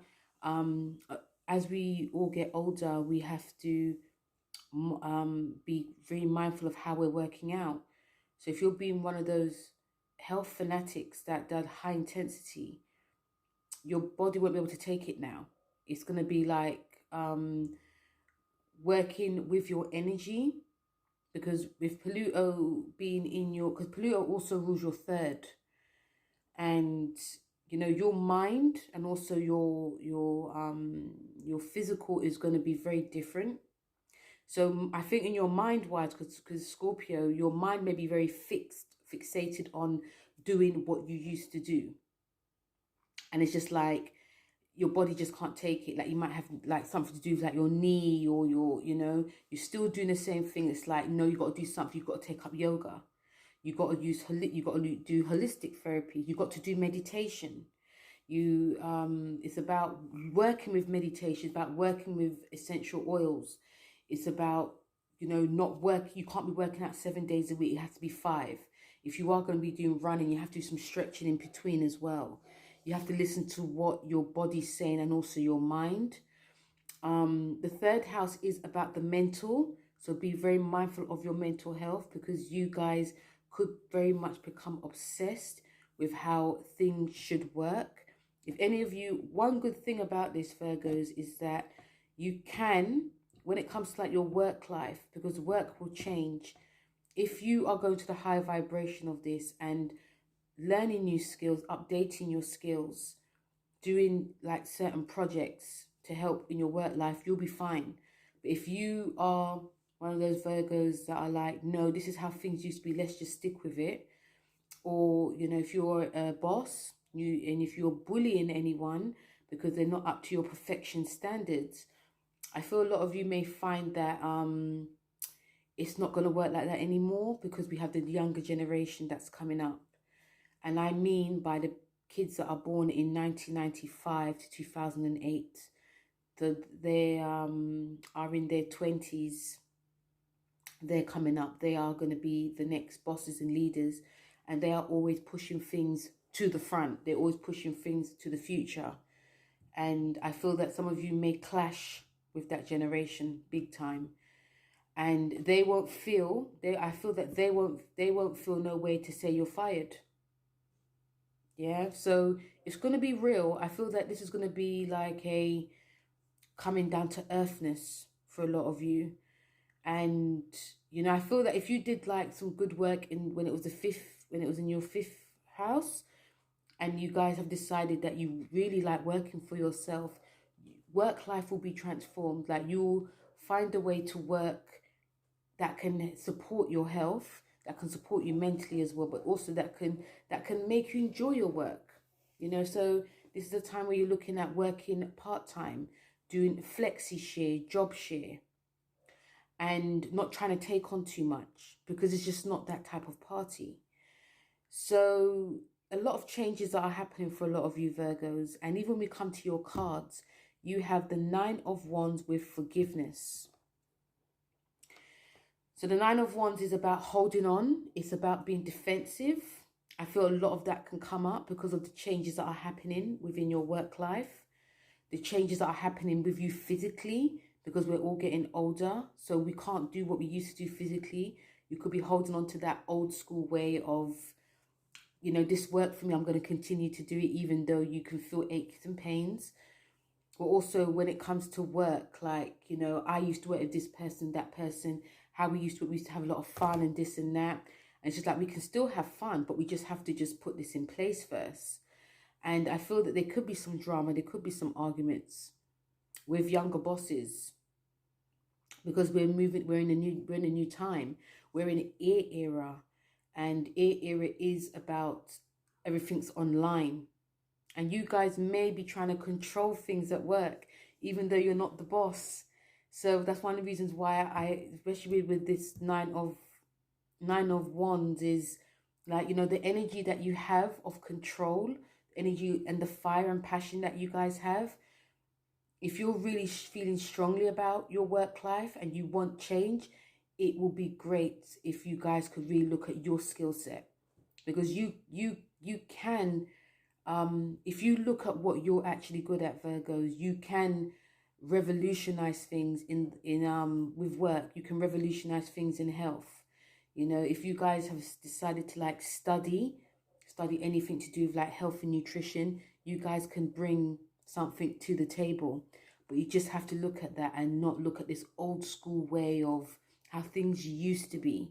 And with the forgiveness card, it's saying, you know, forgive yourself, but also forgive others. Not everyone's going to be agreeing with you, Virgos. They may have agreed with you 15 years ago, but now it's different. But yeah, forgiveness is also showing me that doing some holistic work, meditation can help you release and forgive. It can also help if you have anything coming up like chronic or anything mentally or anything that you've been very obsessed with. Forgiving yourself, forgiving others, and forgiving how the world is now changed. Forgiving that I'm not, the world how it is now is not what I'm actually used to, but I'm just going to try and go with it. But I do see a lot of you Virgos deciding, because, you know, things are not like to your standards, and everyone has standards, that you may want to go it alone, like work for yourself or even work within certain people that are aligned with you. So there's a lot going on, Virgos, but you are going to be definitely transformed. A lot of you may come out the fittest, the, you know, the strongest, the most healthiest, but also most aligned with how the world is. And it's actually a good thing. So there's nothing wrong with holding on to certain things, Virgo, but we just have to sort of move with what is going on as well. Okay? Hello, Libra. So, Libra, this is in your 5th house, this Pluto in Aquarius. And what a time it will be. Before we talk about that, we're going to go back to when Pluto went into your 4th. And we can say this also because it's funny, because we've got Pluto in Virgo, Pluto Libra, and Pluto in Scorpio, who are changing courses. You know, 2 of you are going back, like retreating, and 1 of you is going forward, and that's you, Pluto Libra. So you can look at this for the Pluto and Libra generation, but this is definitely about, you know, yourself. So it was in your 4th house in 2008, and, you know, a lot of you Librans, you know, may have been quite heavy, very heavy, because it's Capricorn. I felt that there was the shift that happened. Some of you guys just could not understand what the hell was going on. And from 2008 till now, even though it's still there, it's easing out. So you guys are getting a little bit more lighter. But yeah, they made the shift that happened was just like, it probably just felt like, bam, what the hell is this? There's certain things that you guys did, especially when Pluto was in Sagittarius in your 3rd, that didn't really, like, things that were moving. There were things that were moving very quickly, and it just couldn't move anymore. And that was because you had to deal with things to do with home, roots, family, real estate, and past emotions. Emotional time for a lot of you. And you guys are still doing that work. You guys are still doing it. But also, you're being transformed for it. And I'll tell you why. So, Libra, from 2008 till now, is that I feel a lot of you got married, settled down, and had children. But I feel that during this time, especially till now, is, you know, if there was any, like, past issues, anything to do with, like, the past that came up when you were younger, I felt this really played out in how you treated your children. Like, you didn't want to make the same mistakes your parents or grandparents did. And you may have decided to, like, you know, just raise your kids very differently. I could see there was a lot of moving. Probably some of you moved home, obviously because the family got bigger, but, you know, you moved. You know, life was just a little bit slower. For a lot of you, really had to confront certain themes and energies and emotions from the past, you know, concerning the mother, ancestral as well. Some of you may have decided that you wanted to leave the country because, you know, things were just getting very emotional, even though you tried to keep up this pretense of everything is fine. Emotionally, there was, especially if some of you felt like damaged in some way about your childhood, this was a time where you had to try and find a way to work with it. So it's no wonder that some of you may have just grabbed the first partner that was available and wanted to, like, have children with them. Some of you are now seeing that it doesn't work. It doesn't work. And I definitely, you know, if you had children, they really transformed you. If any of you got married, that really transformed your way. Because remember, Pluto rules your 2nd house of self-worth. And this played a big part in how you viewed yourself, like how you communicated, you know, when it came to like ancestral lineage and, you know, generational things. This is a time where you had to break that. And some of you may have thought that you've done it, but it didn't really actually materialize, maybe until now. And yeah, if you got into if you were lucky to do any type of business like buying and selling homes, this could have also been very profitable for you. Or some of you may have done that whole that fourth house thing of you had to, you know, because a lot of you, I felt, you know, you came into your 30s in this time. And, you know, a lot of you now are in your 40s, or like the oldest is 50s, but some of you are in your 40s and coming into your 40s. And you guys are, I'm talking about Pluto and Libra here as well. You guys are really, you know, really quiet at the moment, but you guys are really doing the work. And another thing I was going to say about Libra is that, you know, there may have been this thing of like there's a lot of work and working and also managing the family or family business. Some of you may have done a family business or thought about it, but you know, you had bills to pay, so it didn't really materialize. So there's a lot of, you know, a lot of juggling going on, stress as well. But now it's in your fifth. And not just you personally, Libra, your generation, Pluto in Libra generation, 1971 to 1983, 84. You guys are coming into your own for the next 20 odd years going forward. Yeah, going forward. So on a personal, Libra, you know, with Pluto going into your fifth, it's changing up the games. If you guys are single, if you guys have gotten divorced or you're single, you know, you're going to be going out with someone that is very different to you. Very, very different. They could be quite eclectic. They could be very, you know, just very completely different from your usual. Because, you know, you Librans are very aesthetic. You guys like the aesthetic, pleasing people. Then I feel that some of the people that you're going to start dating, if you are open to just date, they're going to be very different to you. If you are in a relationship, there are things that are now going to be changing. Some of you may be putting your happiness first instead of your partner's. The second house, which Pluto rules your self-worth, is about you not accepting anything but the best. And yes, it's to do with money. So the fifth house is about your creativity, is also about children. So again, a lot of you, if you didn't have kids in the 15 years, you guys may have shocking pregnancies. It could be, they could just, again, I say come out of the blue, but I feel that they will, you could, it's like a case of you're thinking about children. If you know, you know, it's happened, you know. Could be dating someone and they get pregnant, or if you are in a long term and you now decided to have kids, it may definitely be the perfect time. They will transform you. You will be doing things differently. You will be, there may be a bit more of a bigger freedom with your kids. Obviously, it's different now. You have to still be mindful, but they'll be like, you'll be very much helping your kids be very independent.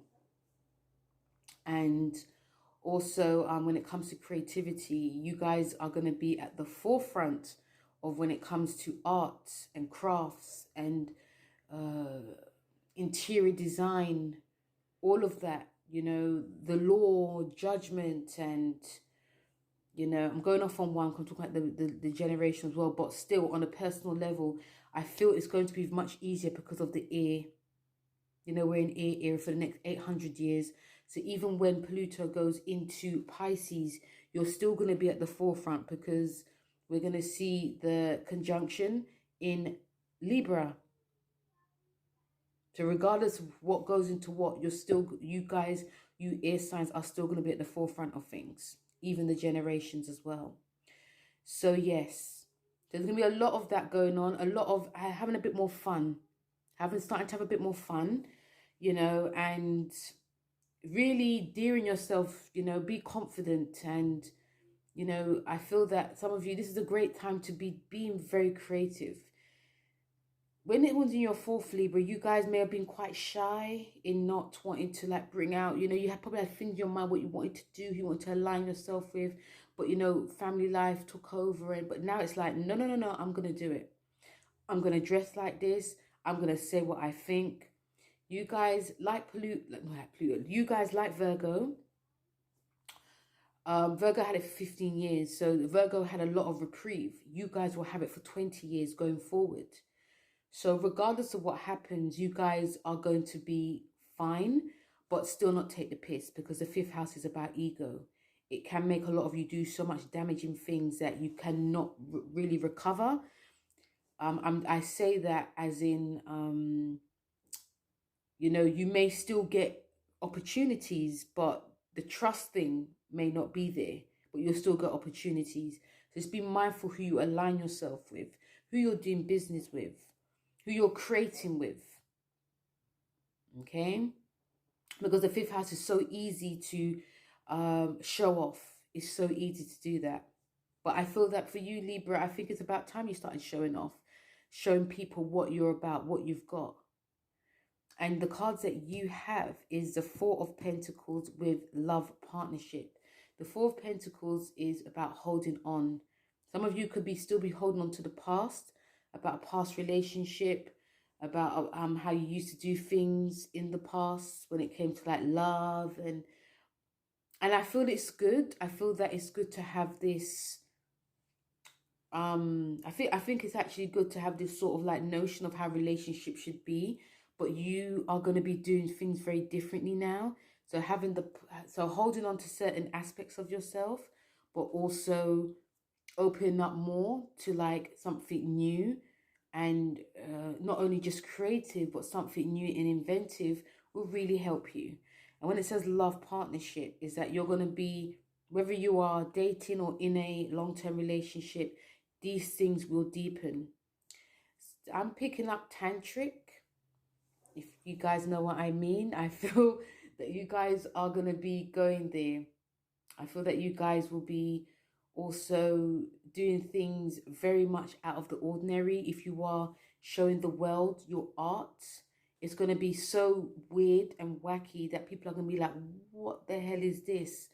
But they will understand it, because, you know, you guys are very charming. So it's a whole new time. A whole new world is opening up to you, Librans.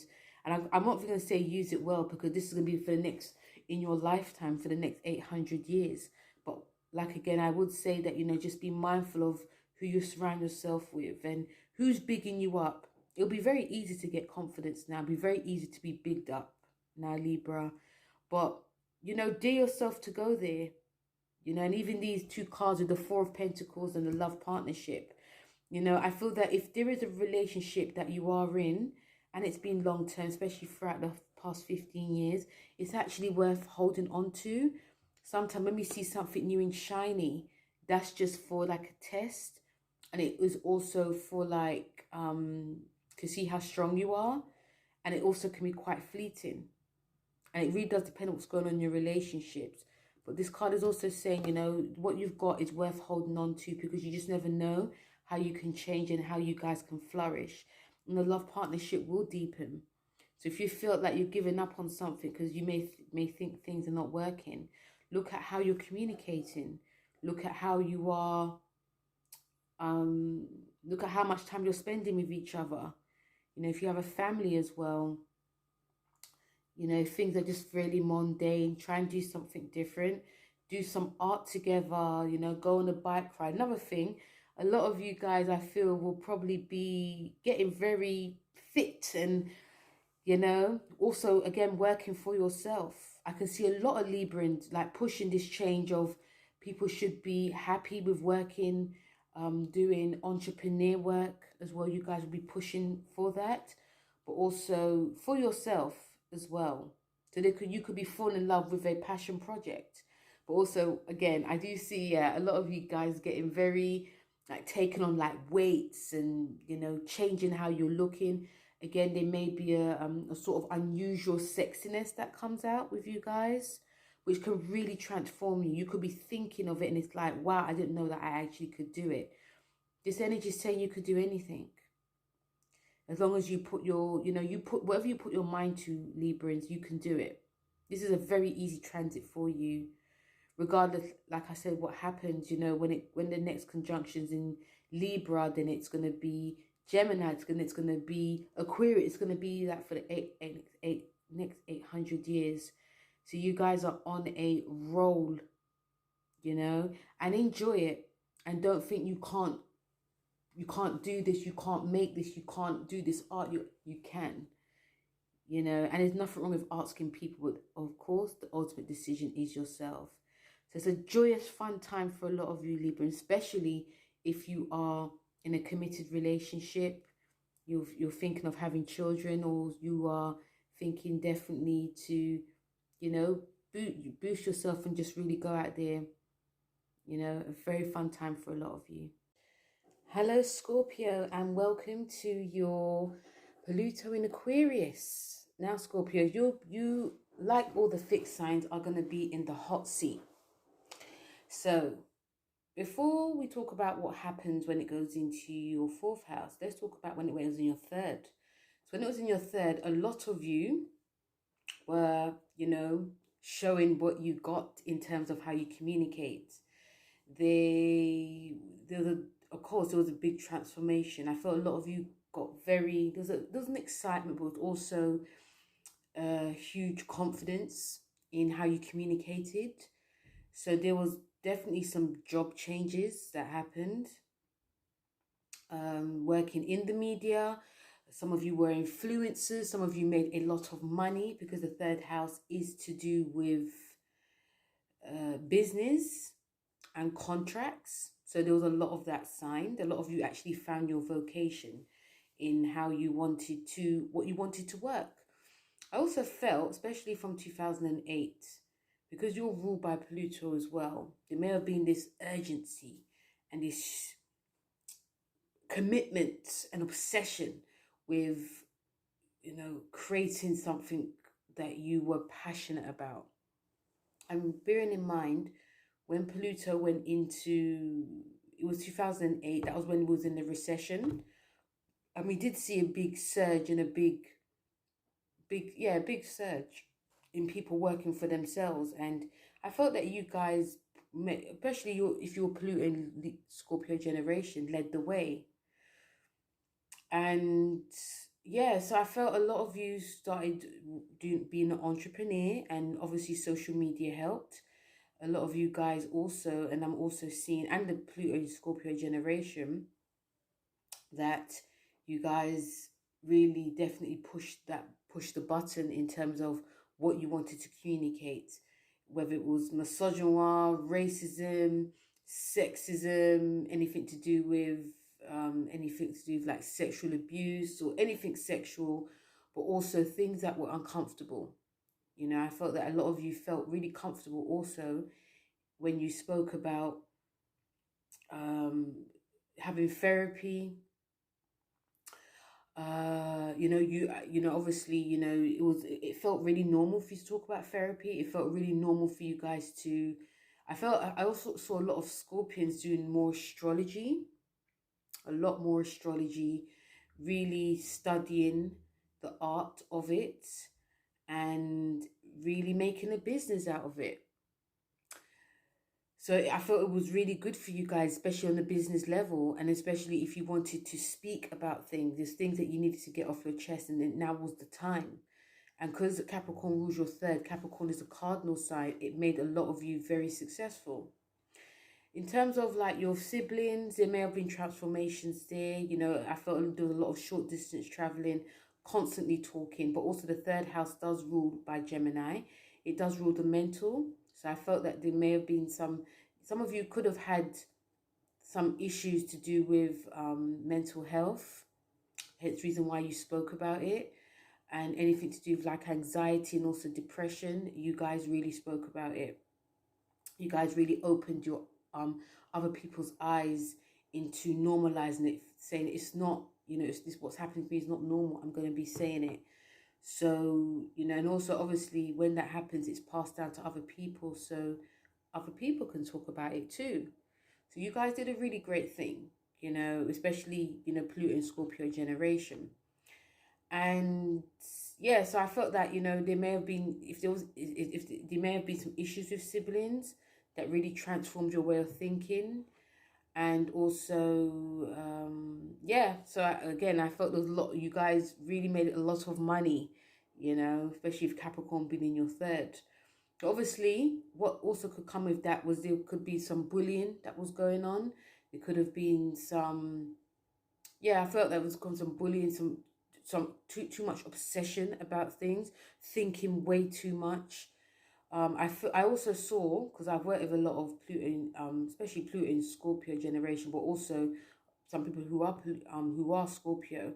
A lot of them actually were teachers, because the third house is about learning, and obviously the ninth house is about higher learning. But yeah, I felt a lot of you were teachers, teaching children. Some of you may have been promoted to be headmaster or a headmistress as well. But again, when I come to obsession, I felt that some of you may have gone power mad in how things should be. And there may have also been a stuckness on what you believed and what other people should believe in as well. So that hence reason why I said it came across as bullying. Do you know what I mean? But you guys had a long run. Do you know what I mean? 15 years is a long time. So obviously still a lot of you are now still doing that work, but now it's going to go into your fourth house. So we're easing out of being very out there into going within. And it's not going to be very easy for a lot of you. Like Virgo, even though it's not going to be hitting Virgo too much, still, if you're used to something, it's not going to be like that anymore, because the world has now changed. With Aquarius ruling your fourth house, some of you may be willing to be still going out there, communicating your truth. But now it's about coming to family and home. Home will transform you a lot. This will show a lot of you going deeper, more deeper than you've ever experienced. There's going to be some stuff that comes up about the past. There's going to be a lot of you probably working with therapists, doing, working on really delving deeper into your roots. There's things that you've missed and now it's going to be coming forth. I feel a lot of you will still be working on the psychological aspects of yourself. Some of you who may have not decided to get married and have kids, this could definitely happen as well. So I would say, you know, speak to Libra and ask them what happened, because they've been through it and they're still going through it. It's coming to the tail end of it. So yes, but also this is going to be very much an emotional, because the fourth house is Cancer, and you get on very well with Cancer, but I feel some of you may still feel quite stuck, that you can't, you know, it's going to be like this like nostalgic of the past coming back, of how things used to be so great for you in the past, how things were easier for you in the past. And I also feel that whatever you guys found easy, or things easier coming back to you, it's no longer going to be like that, unfortunately. Not in a bad way, it's just that, you know, times have changed, and, you know, family, home, roots. There's a time where you guys will probably move home and live somewhere else, or you may, you know, some of you probably thought that, oh, I was really, you know, close to my family, and you actually weren't. Now is going to see you guys getting in touch more with family from the past. But I feel that your mind is going to be very much connected to the past, and even if you try to push that away, like no, let me just carry on, it's going to be like, no, you have to really do that inner emotional work. For some of you, it'll be very easy. Some of you be like, you know what, I'm glad I'm off this treadmill of just trying to make it, trying to, you know, do business and everything. I really want to relax and just have a family. But for some of you, it's like, I can do both. I can have that family, but I can also do, you know, deal with my past. There's going to be a lot of pulling. Energies might be slower as well. You may find that, you know, you're not going to be, there's going to be a lot of healing to be done. You're also going to find that there's a lot more you know, even physically, like your energy wise may not just be there. You may have to go back to the drawing board. If a lot of you did any like type of workout during when Pluto was in Capricorn and you got really, you know, fit and everything, you may find that you may have to really build up your strength now, because we're in the 4th house. And also I can see a lot of you doing a lot of work from home, doing business from home. Some of you may have to really work at getting that contract, you know, because things came so easily to you guys. There can be some stress and strife from family as well. But also, yeah, I feel that there can be some stress when it comes to, you know, work life as well. But also it's about you really going within. So when we talk about your cards, you have the 8 of Pentacles with the spirituality. And the 8 of Pentacles is about the apprentice working hard at a craft. And this is showing me, and I feel for some of you stubborn Scorpions, because you know who you are, I feel that a lot of you may have to, it's going to take a while for you guys to transition to the 4th. Because, you know, you're fixed. You know, when you're fixed, you're used to something just being like that, being the same. And to move somewhere else, it's not going to be easy, especially if things came easily to you guys. And that also, I feel that especially what you're talking about, how you communicated and what you said, it was so easy. But now it's like some of you may have to rein it in. Because, you know, the world is now, again, like I said, the world is now different. Things that what you did and what you said is no longer going to be acceptable. And even when it comes to communicating with family, because I do feel there is going to be some family like trauma coming up, or things to do with like the past, things to do with like your roots. It could be like your parents as well. You may, if a lot of you are doing like the higher vibration of this work, you'll have to put a lot of work. There's going to be a lot of work you have to put in. So that means whether you're communicating with family about what was I like, what was my family like, you know, or also I even see that a lot of you may even find it harder to get secrets out of people within the family. But also some of you may be burying secrets yourself, and you may have to work at bringing those out as well, because there's going to be this huge push and pull with Aquarius within your 4th. And remember, this is for 20 years. So, you know, the next time you guys are going to be seen is going to be like when Pluto's in your 5th, and that's going to be in 20 years time. So some of you will be like in your 50s going into your 60s. And even when that happens, you guys may not want to be how you used to be when it was in your 3rd, because it's Pisces. Pisces is hidden. So yeah, a lot of work you got. I feel that there'll be a lot of work you guys will have to do. It's definitely because of moving into your 4th. And like I said, if you guys are even with the 8 of Pentacles, it is showing that, you know, when it comes to like moving, when it comes to like, you know, having the family, when it comes to some of you may be being at home a bit more, there's still a lot of work that you guys will have to do. And of course, there can be some frustration, but you can also gain a lot as well. And the spirituality card is telling me that it's great to be doing some spiritual cleansing, you know, because the 4th house is about ancestral. So it's really great to be doing some ancestral work. If you find during this time that you are repeating the cycles of your family, it's great time to try and break that, because you don't want to be like your parents. You don't want to be like your grandparents. Spirituality is also showing it's great to be doing some meditation. It's great to be grounding yourself with some yoga, because, you know, it's an emotional time. There can be a lot of tears. There can be emotion. There can be some tantrums. There can be emotional ups and downs. And I think some of you guys may not even understand what is going on now, because, you know, you live such a fast-paced life, and now it's slow, and it's like everything I'm doing is just like, I'm just getting pulled. I'm just getting, things are being, I'm being weaponized. Everything I'm trying to, you know, grow is just not manifesting. It's not really happening. Aquarius is very much a forward-thinking planet. And because it's in your fourth, it's very much drawing within. So even if some of you guys are trying to move forward, it's about connecting deeper emotionally in order for you to get moving forward. So of course it can be very frustrating for some of you, but you know, you can work with it. Just ask the Libra people, you know, they're entering out of it, and a lot of it has not been easy, but you can work with it.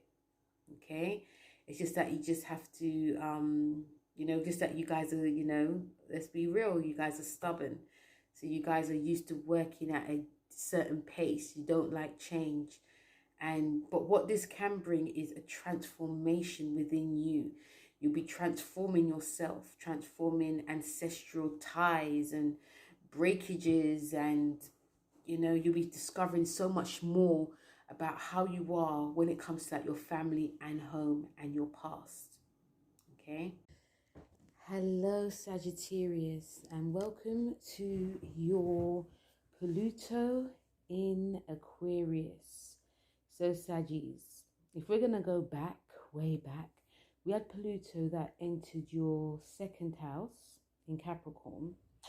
And again, this was a big transformation when it came to your finances, your spending habits. Some of you probably saw that, you know, because it's Capricorn, that, you know, when it came to like your money, because this is to do with like your self-worth, when it came to with your money, there may have been a lot of money going in and not enough going, a lot of money going out and not enough money going in. And I feel some of you Sagittarius, you know, did save.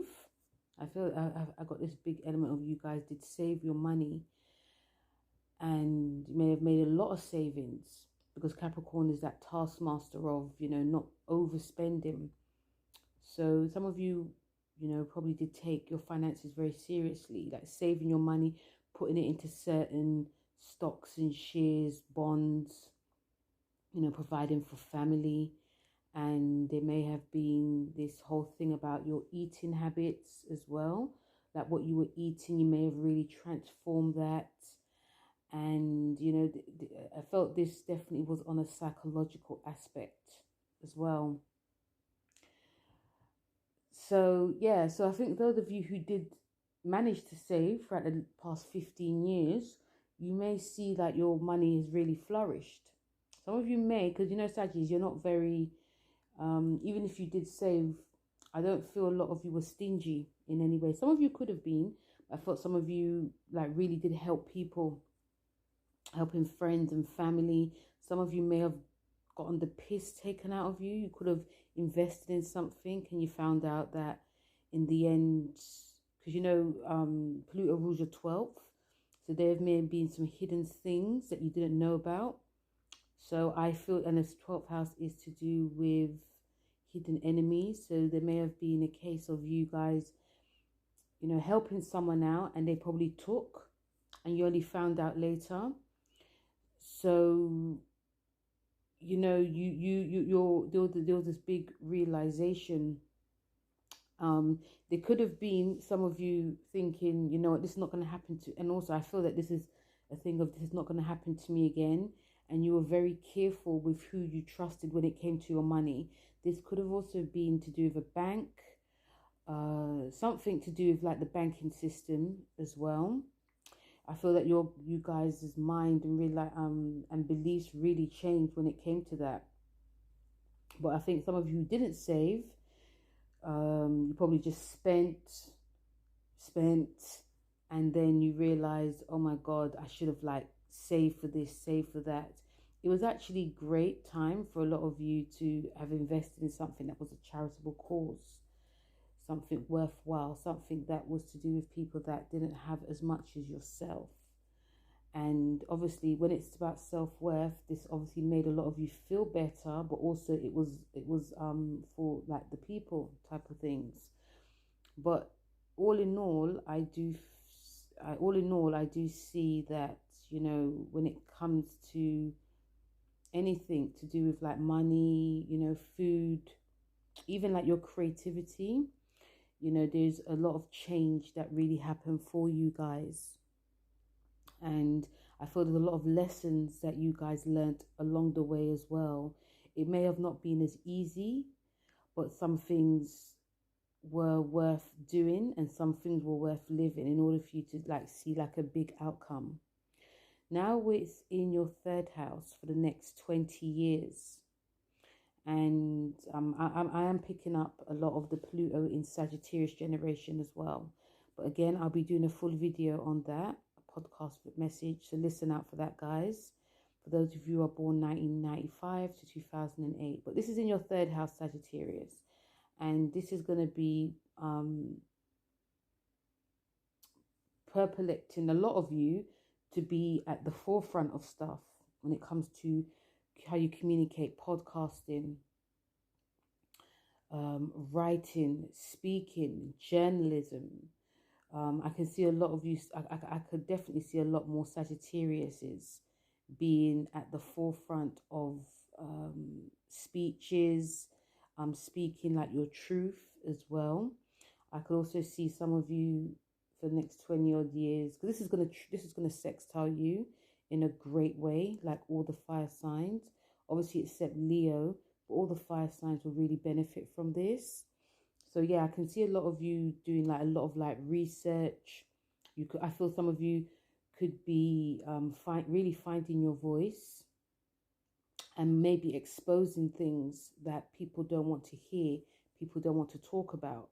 And it could be to do with all 12th house stuff. It could be to do with hospitals. It could be to do with pharmacies. It could be to do with homelessness. It could be like hidden things, things that are like not seen, but that people do things. It could put it this way. It could be a case of things that are not seen that people don't want to see, or it could be things that people don't want to talk about. And I feel some of you could be talking about it or exposing it, but not in a rude way, just in a way that there needs to be a bit more self-awareness in the world.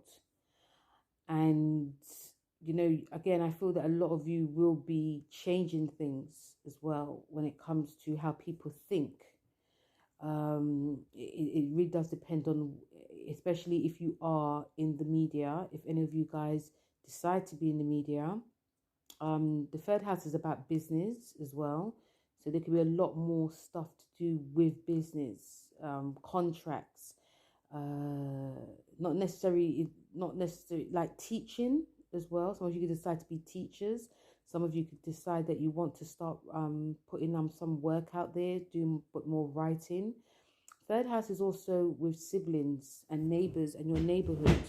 So I can also see some of you also, there could be some big, long held discussions with siblings, like things that need to be aired out. This is a great time to be doing it. And also, you know, some of you may decide you want to move somewhere into a better neighborhood. There could be a change of home. There could be a lot more short distance travel as well. But again, the certain things that you could be doing, like where you're living, or it could be places where people don't really want to live. Some of you may decide you want to live quite in an isolated place as well. This will be great for you. It will help not be giving you a lot of stress, because the third house can be a stressful house.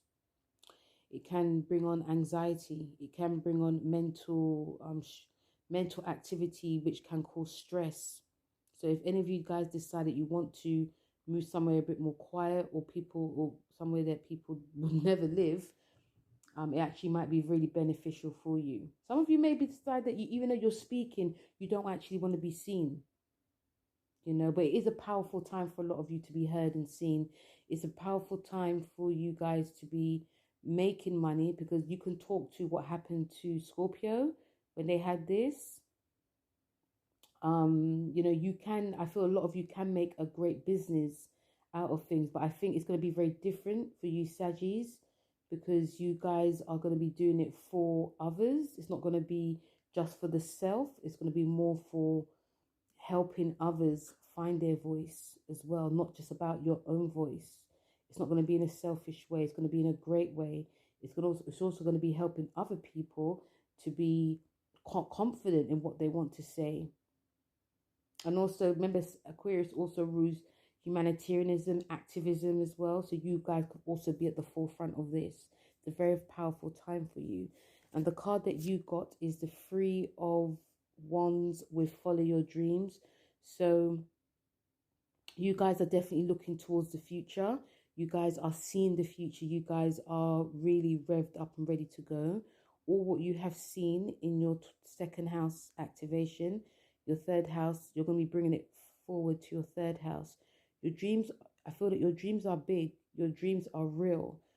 And the Three of Wands with the Follow Your Dreams card is showing you that, you know, there is nothing to be afraid of. Really go for it. And, you know, some of you may decide you want to go your own way, because I feel a lot of you will see as well that who are your friends, who are people who are going to be loyal to you and who are not. This is a very much a realization card. And yeah, things are definitely about to come real for a lot of you. So you got great cards. The Three of Wands. Three of Wands is such a brilliant card in order for you to move forward with your goals and your plans, and also just to move forward with your dreams and not really care about what anyone else thinks, and not being afraid to go your own way. When you go your own way, you will find your tribe. I feel a lot of you are mentally wanting to find your tribe. People who are like-minded like yourself, and you will find that. You may see certain people leaving your life as well, Sagittarius, because they're no longer aligning with you. It's not in a rude way, it's just that things are changing, and I see that you guys are seeing that things are changing. So yeah, follow your dreams, because it's a very powerful time for you. Hello Capricorn, how are you? So Capricorn, big one. Obviously, the big one is that, you know, Pluto, as I speak, is easing out of your sign. And it's been a long 15 years, hasn't it? A long 15 years. Obviously, it's going to go in and out until next year when it stays in Aquarius. So if we're going to go back from 2008 till now, you guys rose. You guys rose to the top. Even if some of you didn't feel that you had to work really hard, you guys still really and truly benefited, because wherever Pluto goes in a sign, it's going to put the spotlight on you. So this is my take on it. I feel a lot of you rose in terms of like your career, because that's what you guys are about, in terms of money, social status, wherever you lived. You know, I feel that your relationships were definitely transformed. Your health may have been improved, especially if you put the work in. You know, Pluto also rules your 11th house, which is Scorpio. So, you know, yeah, I feel that your relationships were really transformed in terms, because you guys are very like wealth orientated. I feel a lot of you may have definitely gained through the help and benefits of others. I've always felt that about Capricorns anyway. You know, whenever they rise up, it's definitely from the help of who they have associated with. So yeah, so I felt a lot of that happened. Other themes is that when it came to, there could have been, because Pluto is very powerful. So I do feel some of you were probably quite ruthless in your career, ruthless in what you wanted and what you didn't want. You know, didn't really, even though you're a sign that's about the past, that tends to hark back to the past, there was a sense of, if something wasn't working, you just, especially when it came to like your career, you didn't feel any way to just let it go, or it just eased itself out of your life. So yes, a big momentous time. You know, I feel you guys will be looking back on the past 15 years like, wow, you know, I made it, or wow, this really transformed my life in a big way. I feel some of you also, you know, if you weren't into having a family, or for a lot of you, some of you, you know, had a family, you know, babies, marriage as well. lots of proposals of marriages, but still you were hardworking. Still you were making, you know, making waves, which is a good thing when something transforms you. I feel that your health was definitely transformed, and for good or bad, if you put the work in, I felt you guys were the fittest you could, and if you didn't, some of you, obviously you guys probably felt that other side as well. So yes, so I hope that a lot of you went to that, the higher vibration of this, you know, especially if when it came to like, it's not even like necessarily helping others, but just like, you know, doing what you had to do, but also not being quite ruthless about it, you know, because, you know, Capricorn does rule higher ups, it rules governments, it rules, you know, the people at the top. And I feel a lot of you did rise to that top, but at what cost? So I feel that when it goes, when you look back and see how things worked out for you, I hope that a lot of you can sleep at night. Okay, so now it's going to go into your second house, which is about self-worth. It's about money. It's also to do with, you know, eating habits. It's also to do with creativity. This is a Taurus house. A lot of you guys may feel very comfortable. Aquarius ruling your second house is doing something very different. Very different. Not doing the same old. It's about doing something very different. So there's going to be a big transformation with your finances. Some of you may decide that you want to invest in like crypto. You know, your spending habits could be different. You know, if you are, the second house is a Venus house. So it's not a house that is about, in a way, it is about hoarding. But because it's in Aquarius, you guys may decide that there's certain things you don't need. Like you may decide just to dash certain things away, or give it to charity. Yeah, giving your money to charity. Your money, sorry. Giving your things like clothes and jewelries and things that you've bought when it was in your first house. It's going to be giving it away because you're no longer going to be needing it. Some of you Capricorns can definitely still make a lot of money as well through different types of investments, whether it's in stocks and bonds and shares, but to do with technology. This will be really beneficial to you. The second house is also asking you, because it's an Aquarius, to think outside the box, not doing what you used to do, not doing what was working for you. It's also funny because the UK's sun is in Capricorn, so we're going to see a lot of change when that happens there as well. So yeah, so some of you, if you're working for someone, you know, I feel that money situations will change. If you're working for yourself, I feel that you're going to be viewing money very differently now. I don't see a lot of you hoarding as much, although you're going to still be cautious. But it's just going to be about, you know, looking at your skill set, looking at what you find beauty. This is about looking at your, yes, it's your finances, but it also is your self-worth, how you feel comfortable, and being open to money and comfort in a very different way. It's a big time for a lot of you, but still you guys will have it quite easy because it's semi-sextiling you, it's next door to you, like Pisces. When it comes to your cards, you have the Three of Swords with spirituality. So the Three of Swords is quite, whenever we see the Swords cards, it's quite a harsh card. When it's a Three of Swords, it is about something that is heartbreaking. And I feel some of you may feel like that because the old is coming away and we are now bringing something into the new. You guys are going to be learning a lot more about yourself, how you take care of yourself. The second house is about self-care. And there's going to be a huge breakdown of this, Capricorns. It's going to take a while for some of you to get to understand how the world really is now. But some of you may be really welcoming it in a strange way. Be welcoming this new era of money and how we are not going to, you know, some of you may even like do some homework because, again, Pluto rules your 11th. So this is, I feel this about a lot of you bringing yourself together with certain like-minded groups and organizations who, and it could be secret, who are interested in investing in a different way, but it's also about you investing in yourself. When it, with the Three of Swords, it can be to do with heartbreak.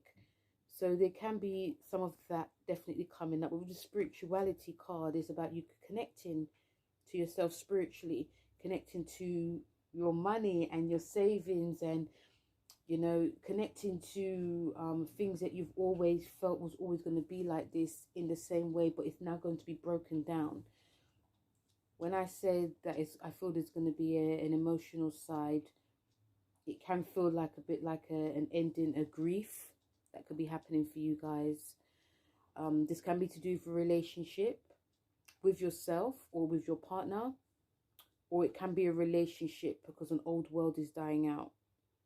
Some of you can decide you're going to get more spiritually aligned with reading books, doing things that help boost you, because the second house is about, you know, how I feel. A lot of you will, I feel a lot of you will be connecting more to yourself, whether it's spiritual, emotional, or even mental. There can be some losses, because this card is also about losses that could be happening. And that loss can only happen if greed is at the forefront of everything. So looking at how you're hoarding, how you're greed, how you are manifesting as well. The spirituality card is guiding you, Capricorns, to connect to that higher power, higher realms of what it should be and what is not as well. You know, so you guys are going to be learning a hell of a lot during this time. Remember, you know, Pluto's coming in and out of your sign. So when it goes into Aquarius, there's going to be a massive change. There's going to be a massive, oh, how comes it's not how it used to be? But also there's a massive of, oh, okay, I can actually work with this. So I feel that the Three of Swords cards is actually really good for you to work for the next 20 years. With the spirituality cards, you're coming to this sort of like a spiritual alignment of how you're feeling about changes, and also you're feeling about when it comes to like your money, your situation, also your gifts that you could also bring to the world, because you're going to be doing things very differently now, Capricorns. It's not about whether you like it or not, just how the way the planets are. So yeah, you're going to come into your own in a different way, but you're not going to be looking at things the same way as well. Okay. Hello, Aquarius. And this is a big one for you, because you have Pluto going into your sign. The last time was a very long time ago. And, you know, if we have to go way back into time, it's when Capricorn went into your sign. When Capricorn went into your 12th house, sorry, in 2008. Some of you may not have felt the shift. Some of you may have, but some of you may have not really felt the shift. And, you know, some of you Aquarians may have decided, like from 2008 till now, that, you know, because in your 12th house, which is a house of completion, it's a house of endings, you know, it may have shocked a lot of you about how life was, how, you know, if you were always on the go, on the run, emotionally, spiritually, all of that. And there was a side, especially when you guys were alone, that, you know, there was things that were really coming up that you, whether you didn't want to deal with it, or whether, yeah, it was, I feel it was a mixture of like, there's things that you may have not wanted to deal with that were actually coming up for you to deal with. And yes, you know, there may have been a force of, okay, let me confront this.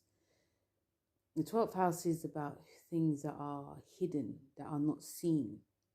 It's also about hospitals, shirams, brothels, hospices, things that are like a bit like Pluto, that are like under the underworld. But unlike Pluto, you know, you have to bring it out into the open. Whereas in the 12th house, it's like, it's Neptune, you know, it's like, it looks glamorous, but actually it's quite seedy. So, and the 12th house is about compassion, spirituality. It's about doing charitable work. You know, it's a Neptune. It's a Pisces time. So I felt some of you did have to confront any type of fears or any addictions, past wounds, past hurts. And if obviously some of you, obviously there may have been the case of, I don't want to tell, like, people, there may have been people that saw you for how you're projecting yourself, but sorry, sorry Aquarius, as you know, this is a long video. But I'm glad I'm actually doing it, and I'm glad I'm actually speaking directly to you Aquarians as well. But yes, so I feel that there was this thing that you may have projected on the outside, but on the inside was very, very different. Like when you was at home, or when you was having that, you know, special time to yourself, or even if you was watching TV, reading, or even if you were around, you know, in groups. Inside, you may have been listening on the outside, but on the inside, there was things that were stirring up within you. And Pluto rules your 10th house. And this definitely, you know, 10th house is about status. It's about your career. It's to father figures, how you shine. And I feel that on the outside, I feel a lot of you did project this sort of like, you know, this shine of, you know, here I am, I'm going to be doing this, I'm going to be doing that. But on the inside, they may, you know, I can't even get my words out, but I do feel that there was this big thing of, you know, there was something bubbling under the surface, and I thought it was very spiritual, but also extremely emotional. You may have not wanted to feel this, Aquarius. Obviously, when you're at work, you have to project something. You have to project a professional persona. And there may have been some stuff that got you in your career. Some of you may have held on to a career that was probably outdated. The 12th house is 6 signs away from the 6th house, which is to do with like our daily routines. And it's a Virgo house. So whenever you look at houses, it's really good to look at the opposite of it. So, you know, I feel that there was stuff that may have affected you guys mentally, physically, and emotionally. And the 12th house was asking you when it was in Capricorn that, yes, you know, you may be flying in your career, you may have made strides, but, you know, something has to go, something needs to, you know, something is really affecting you, especially physically, with your mind, but also with yourself physically. So I feel a lot of you may have been forced to like really stop and work and regroup. This was a great time for a lot of you to be doing spiritual work as well. This was a great time during 2008 to be aligning yourself with spiritualists, people that were, it could have been, you know, because 12th house is also far away travel. So I wouldn't be surprised if some of you Aquarians were traveling to find yourself with indigenous people. Like it could have been like, I don't know, having a holiday in the forest, and you meet people that were very spiritual, and you probably wanted to learn a lot about other places and other people. And, you know, you aligned spiritually. People actually help you tap into yourself. So more or less like a spiritual type of Aquarians is probably is coming through, which actually will heal you. I feel if you did push yourself in your career or yourself physically in any way. You know, there was a lot of stops and starts, because one thing I do find with the 12th house, anything that transits the 12th house, especially if you're taking care of yourself, like, I don't feel you can hurt yourself spiritually, but physically, and I think it is because of the 6th house action as well. If you are trying to, you know, get yourself really fit and strong and healthy, and you push yourself, it's just like you can just get injured. You can just get, you know, yeah, it just doesn't work. It really doesn't work. You have to always stop and go back to the drawing board. And, you know, feel free, Aquarians, to let me know if this happened to you as well. And I've got some Aquarian friends, and it's more like on a physical, I feel it is physical, but I feel it's more spiritual, that they had to really align themselves spiritually. So that's what this 12th house was for you for the past 15 years, Aquarius, to connect spiritually. And there's nothing wrong with slowing down. There's nothing wrong with crying and tears. There's nothing wrong with showing your emotions, because that's what this was about. With Capricorn ruling your 12th, yes, it can be very controlled, but sometimes when we control too much, we have to break. So I feel if you did make that break, you are there, Aquarius, okay? And you may have also aligned yourself with certain groups, affiliated yourself with certain groups, things that, you know, were very underground. Some of you may have done some dodgy things as well, but, you know, you learn from it.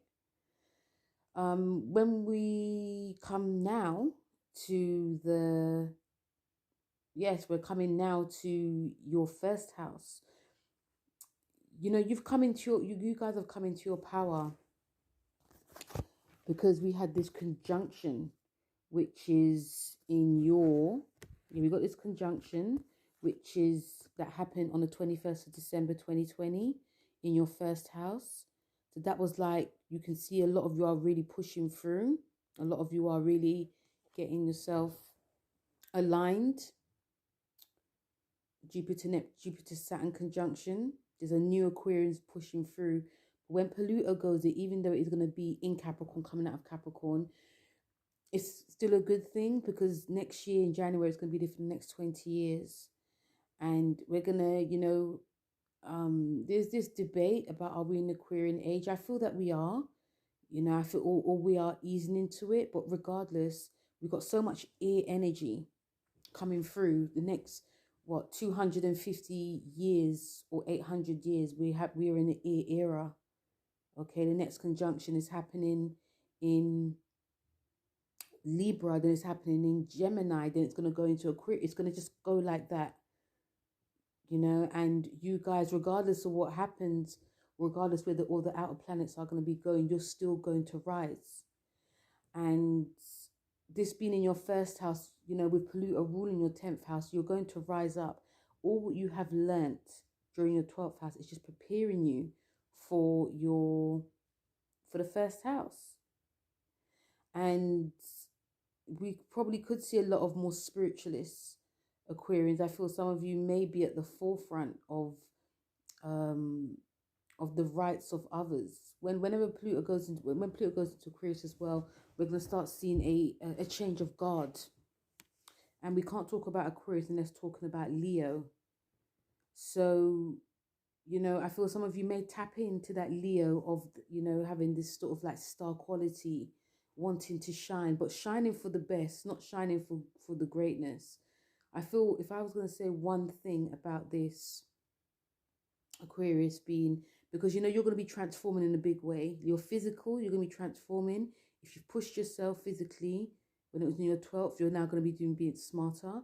If you've worked too hard, if you were trying to be like the boss, and it's now going to be done differently as well. If you are an Aquarian that is a CEO or anything, if that's going to be a word, in the next 20 years, you're going to be doing things different. You're going to be treating your staff properly. You're treating yourself properly. I feel a lot of you will be opening up more with how you feel. Yes, the archetype of Aquarius is quite detached, but I don't feel a lot of you will be. I feel a lot of you will be like, you know, it's not working for me anymore. You know, this type of workout's not working for me. This what I'm eating is not working for me. Some of you, if you were like obsessed with looking a certain way as well, I feel this will change. You'll be like, you know what? This is how my body shape is. So I'm going to work with it. If some of you have not been healthy, you're going to start, I feel a lot of you will start being healthy, but in a different way. If a lot of you, even how you dress is going to be changed, even how you probably speak, you know, there's going to be a whole transformation with your physical appearance. But I feel emotionally there's going to be a transformation too. And some of you who are very one of those ambitious Aquarians, yes, even though it does rule your 10th house, you're going to be showing, you're going to be very different. It's going to be very transformed. It's going to be, you're going to perplex things in a way that not even you thought how it would be, because you saw so much in your 12th. When we come to your card, you have the Death card with the change, number 5. And number 5 is about change anyway. It can be unstable. There's going to be a lot of changes. The Death card is a Scorpio card, which rules your 10th. So this is showing that there's going to be a deeper transformation. You're going to be stripping yourself bare and revealing stuff that you never revealed. You're also, I feel a lot of you are not going to be afraid to be leaving groups, also associations. I feel some of you may be actively seeking people that are not, who society deems not acceptable. I feel you maybe want to align with them. I feel a lot of you may be listening more, because if you didn't listen before, I feel that if you were part of that whole council culture, I feel that you guys may be revising that, because your belief systems will change too. You're going to be digging deep. There's going to be, even though it's in your first house, there's still things that you guys will need to work with. It's not going to be very quick. It's going to be taking 20 years. If we add the conjunction, that's going to be 40 years. More or less. Not exactly, but more or less. So there's like a big, like 37 years that you're going to be changing. And the Death card, even though it is a scary card to have, is a card that, you know, it is, because it's a Scorpio card. There may be things that stick, but there may be things that you'll have to come out of. Because remember, you're fixed. So your mind is very fixed on a thing. Aquarians are loyal to a cause, not necessarily people. Okay? I know it might sound controversial, but it's facts. You know, you guys are very much loyal to a cause. And if people are aligned with that cause, you know, you're loyal to them. This will change too.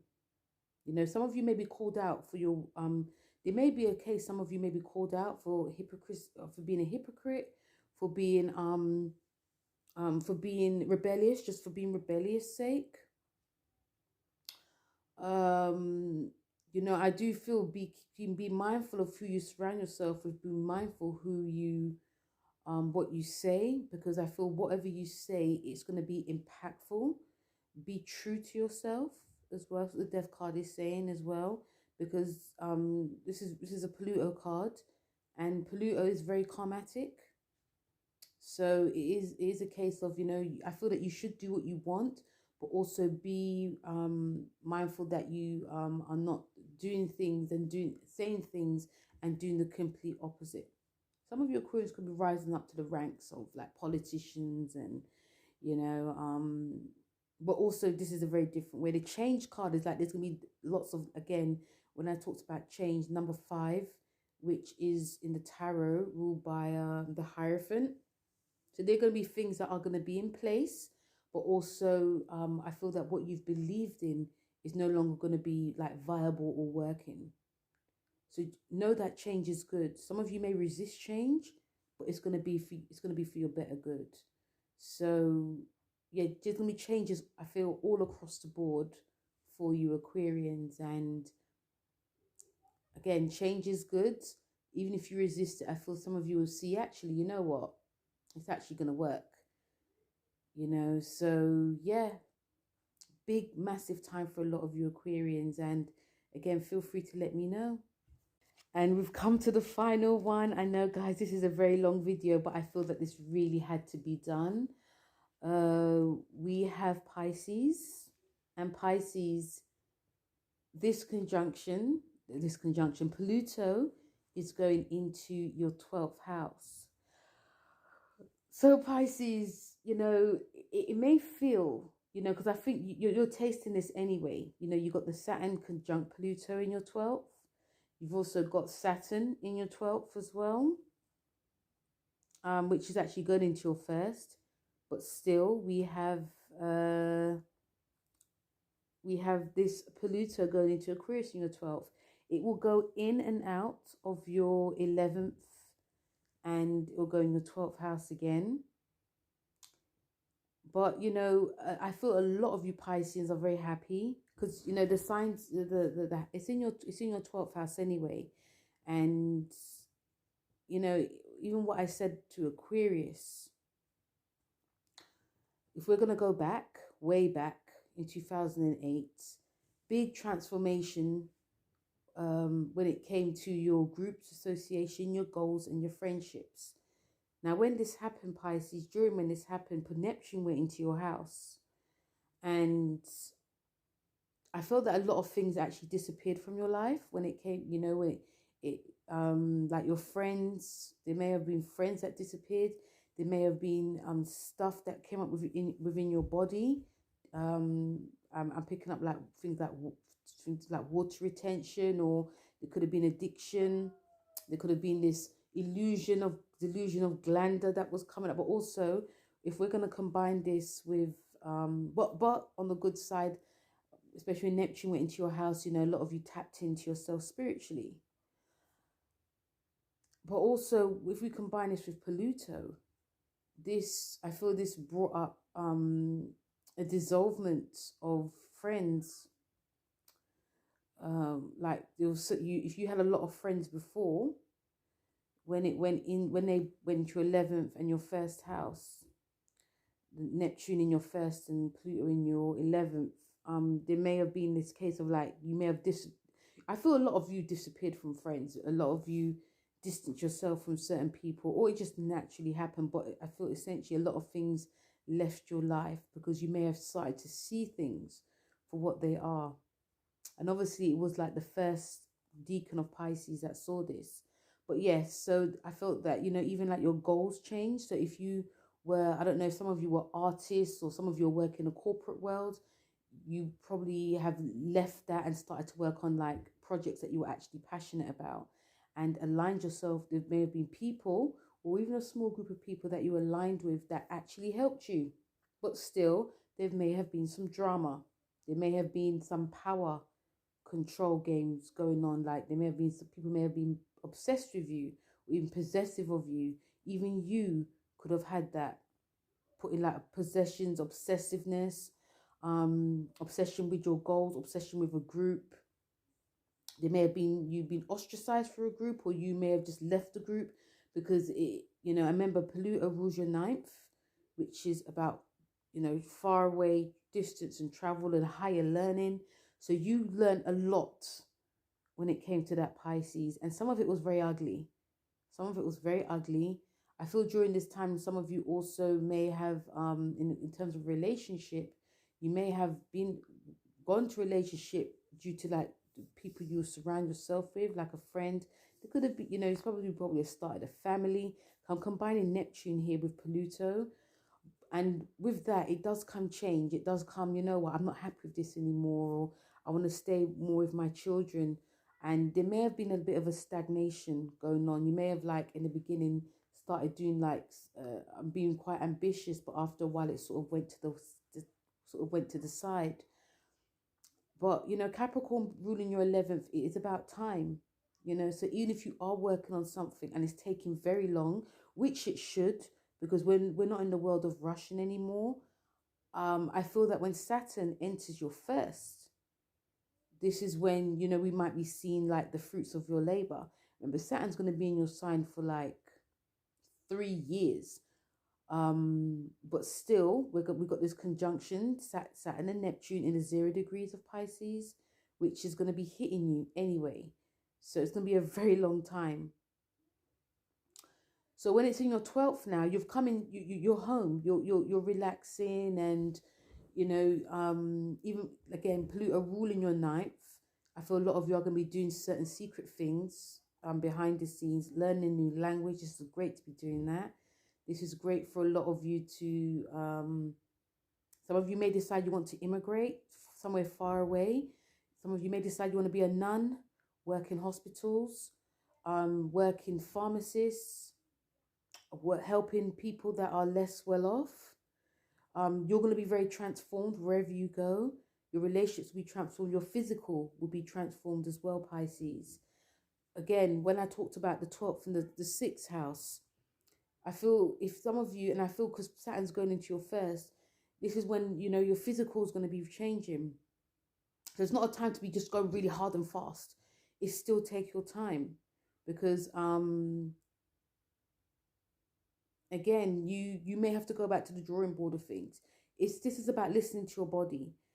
I feel with Pluto going into your 12th for the next 20 years, Pisces, because remember, it's going to be your 20 years before it goes into your first. And we've not seen Pluto in Pisces in our lifetime. So you're being really prepared. So I feel do what you need to do, Pisces. I feel the main thing is resting. The main goal is resting. The main goal is really trying to see things for what they're not. Some of you are not afraid to be by yourself, but I feel if you're going to be by yourself too much, there may be people that want to be around you, Pisces, but you just have to see the people that are your people, are your crew. And it's going to be secret. It might be a group that are very, again, underground, but you Pisces will be doing some deep psychoanalyzing work, which will be great for you because it's like the 12th house and it's very hidden. You guys, I feel some of you may be at the forefront of stuff when it comes to creativity and art, publishing as well. Some of you could bring out a book or books that really revolutionizes things and change the world, how people actually see themselves on a deeper level. Some of these works could be to do with the past as well, and it just brings like a whole new like conscious awareness of people.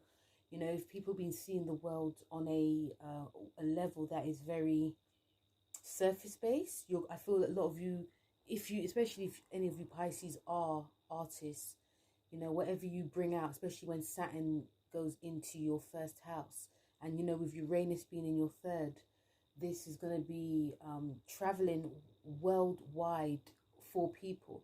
It may not be, put it this way, it may not be instant, but I think it will be gradual. And a lot of you can make, it's not about you making money. I feel a lot of you will make a career out of helping people. And because you're Pisces, it's very subtle. It's very, it can grow on people as well. So Pluto being in your 12th is really asking you to really tap in to that side. And like all the water signs, Pisces, you guys are very good at knowing what people feel and know what people want. So I feel this will be a great time for the next 20 years before Pluto goes into your first, to be tapping into yourself, not just spiritually, because even spiritually you guys can help a lot of people around the world, especially if Pluto ruling your ninth, but even artistically. So if you've been thinking about bringing art to the world, now's that great time to be doing it. And just because you're behind the scenes, sometimes behind the scenes is better than being in the front. So I feel a lot of you guys will be working about what you are passionate about, what you guys would like to, how you guys would like to help others emotionally and spiritually, and you just bring it to the world. When it comes to your cards, you have the moon with the completion card. Now the moon is your card and the completion is number 9. So there's an ending coming. Saturn, Pluto being in your ninth, it can bring up deep logical things as well with the mind, because we are releasing, we are ending things. So I feel that not only can it be in a deep emotional time, there can be a thing of you guys wanting to like sort of like work out what's going on in yourself mentally, and you know, and this could be to do with therapists, you know, any type of like therapy work would be really great. The moon card is about the emotions, which can sway. It doesn't necessarily mean depression, but it does mean that your moods can swing, and it can be up, and it also definitely can be down. It also is about illusion as well. So and with the completion card is like, you know, if whatever you're seeing that is not real, the completion cards can sort of make it real, because it's a number 9. Number 9 is about endings. So you are definitely now completing a cycle. You're completing a cycle that, you know, was for 30 years, and you're coming to your own now. Again, this is going to be very deeply felt, deeply emotionally felt. So, you know, I feel a lot of you will be spending a lot of time by yourself, but spending time by yourself to be working on things, working on yourself, and also bringing joy to the world. So a deep time for a lot of you Pisces. So guys, this was my general Pluto in Aquarius for all the signs. Feel free to let me know what you think. And don't forget to like, share, and subscribe. Yeah, so it's going to be a big time with Pluto being in Aquarius for everyone. And thank you guys for staying this long for this video. Again, it is a long one. I really felt that it had to be. And again, thank you guys very much for listening, and I'll speak to you soon. Take care. Bye.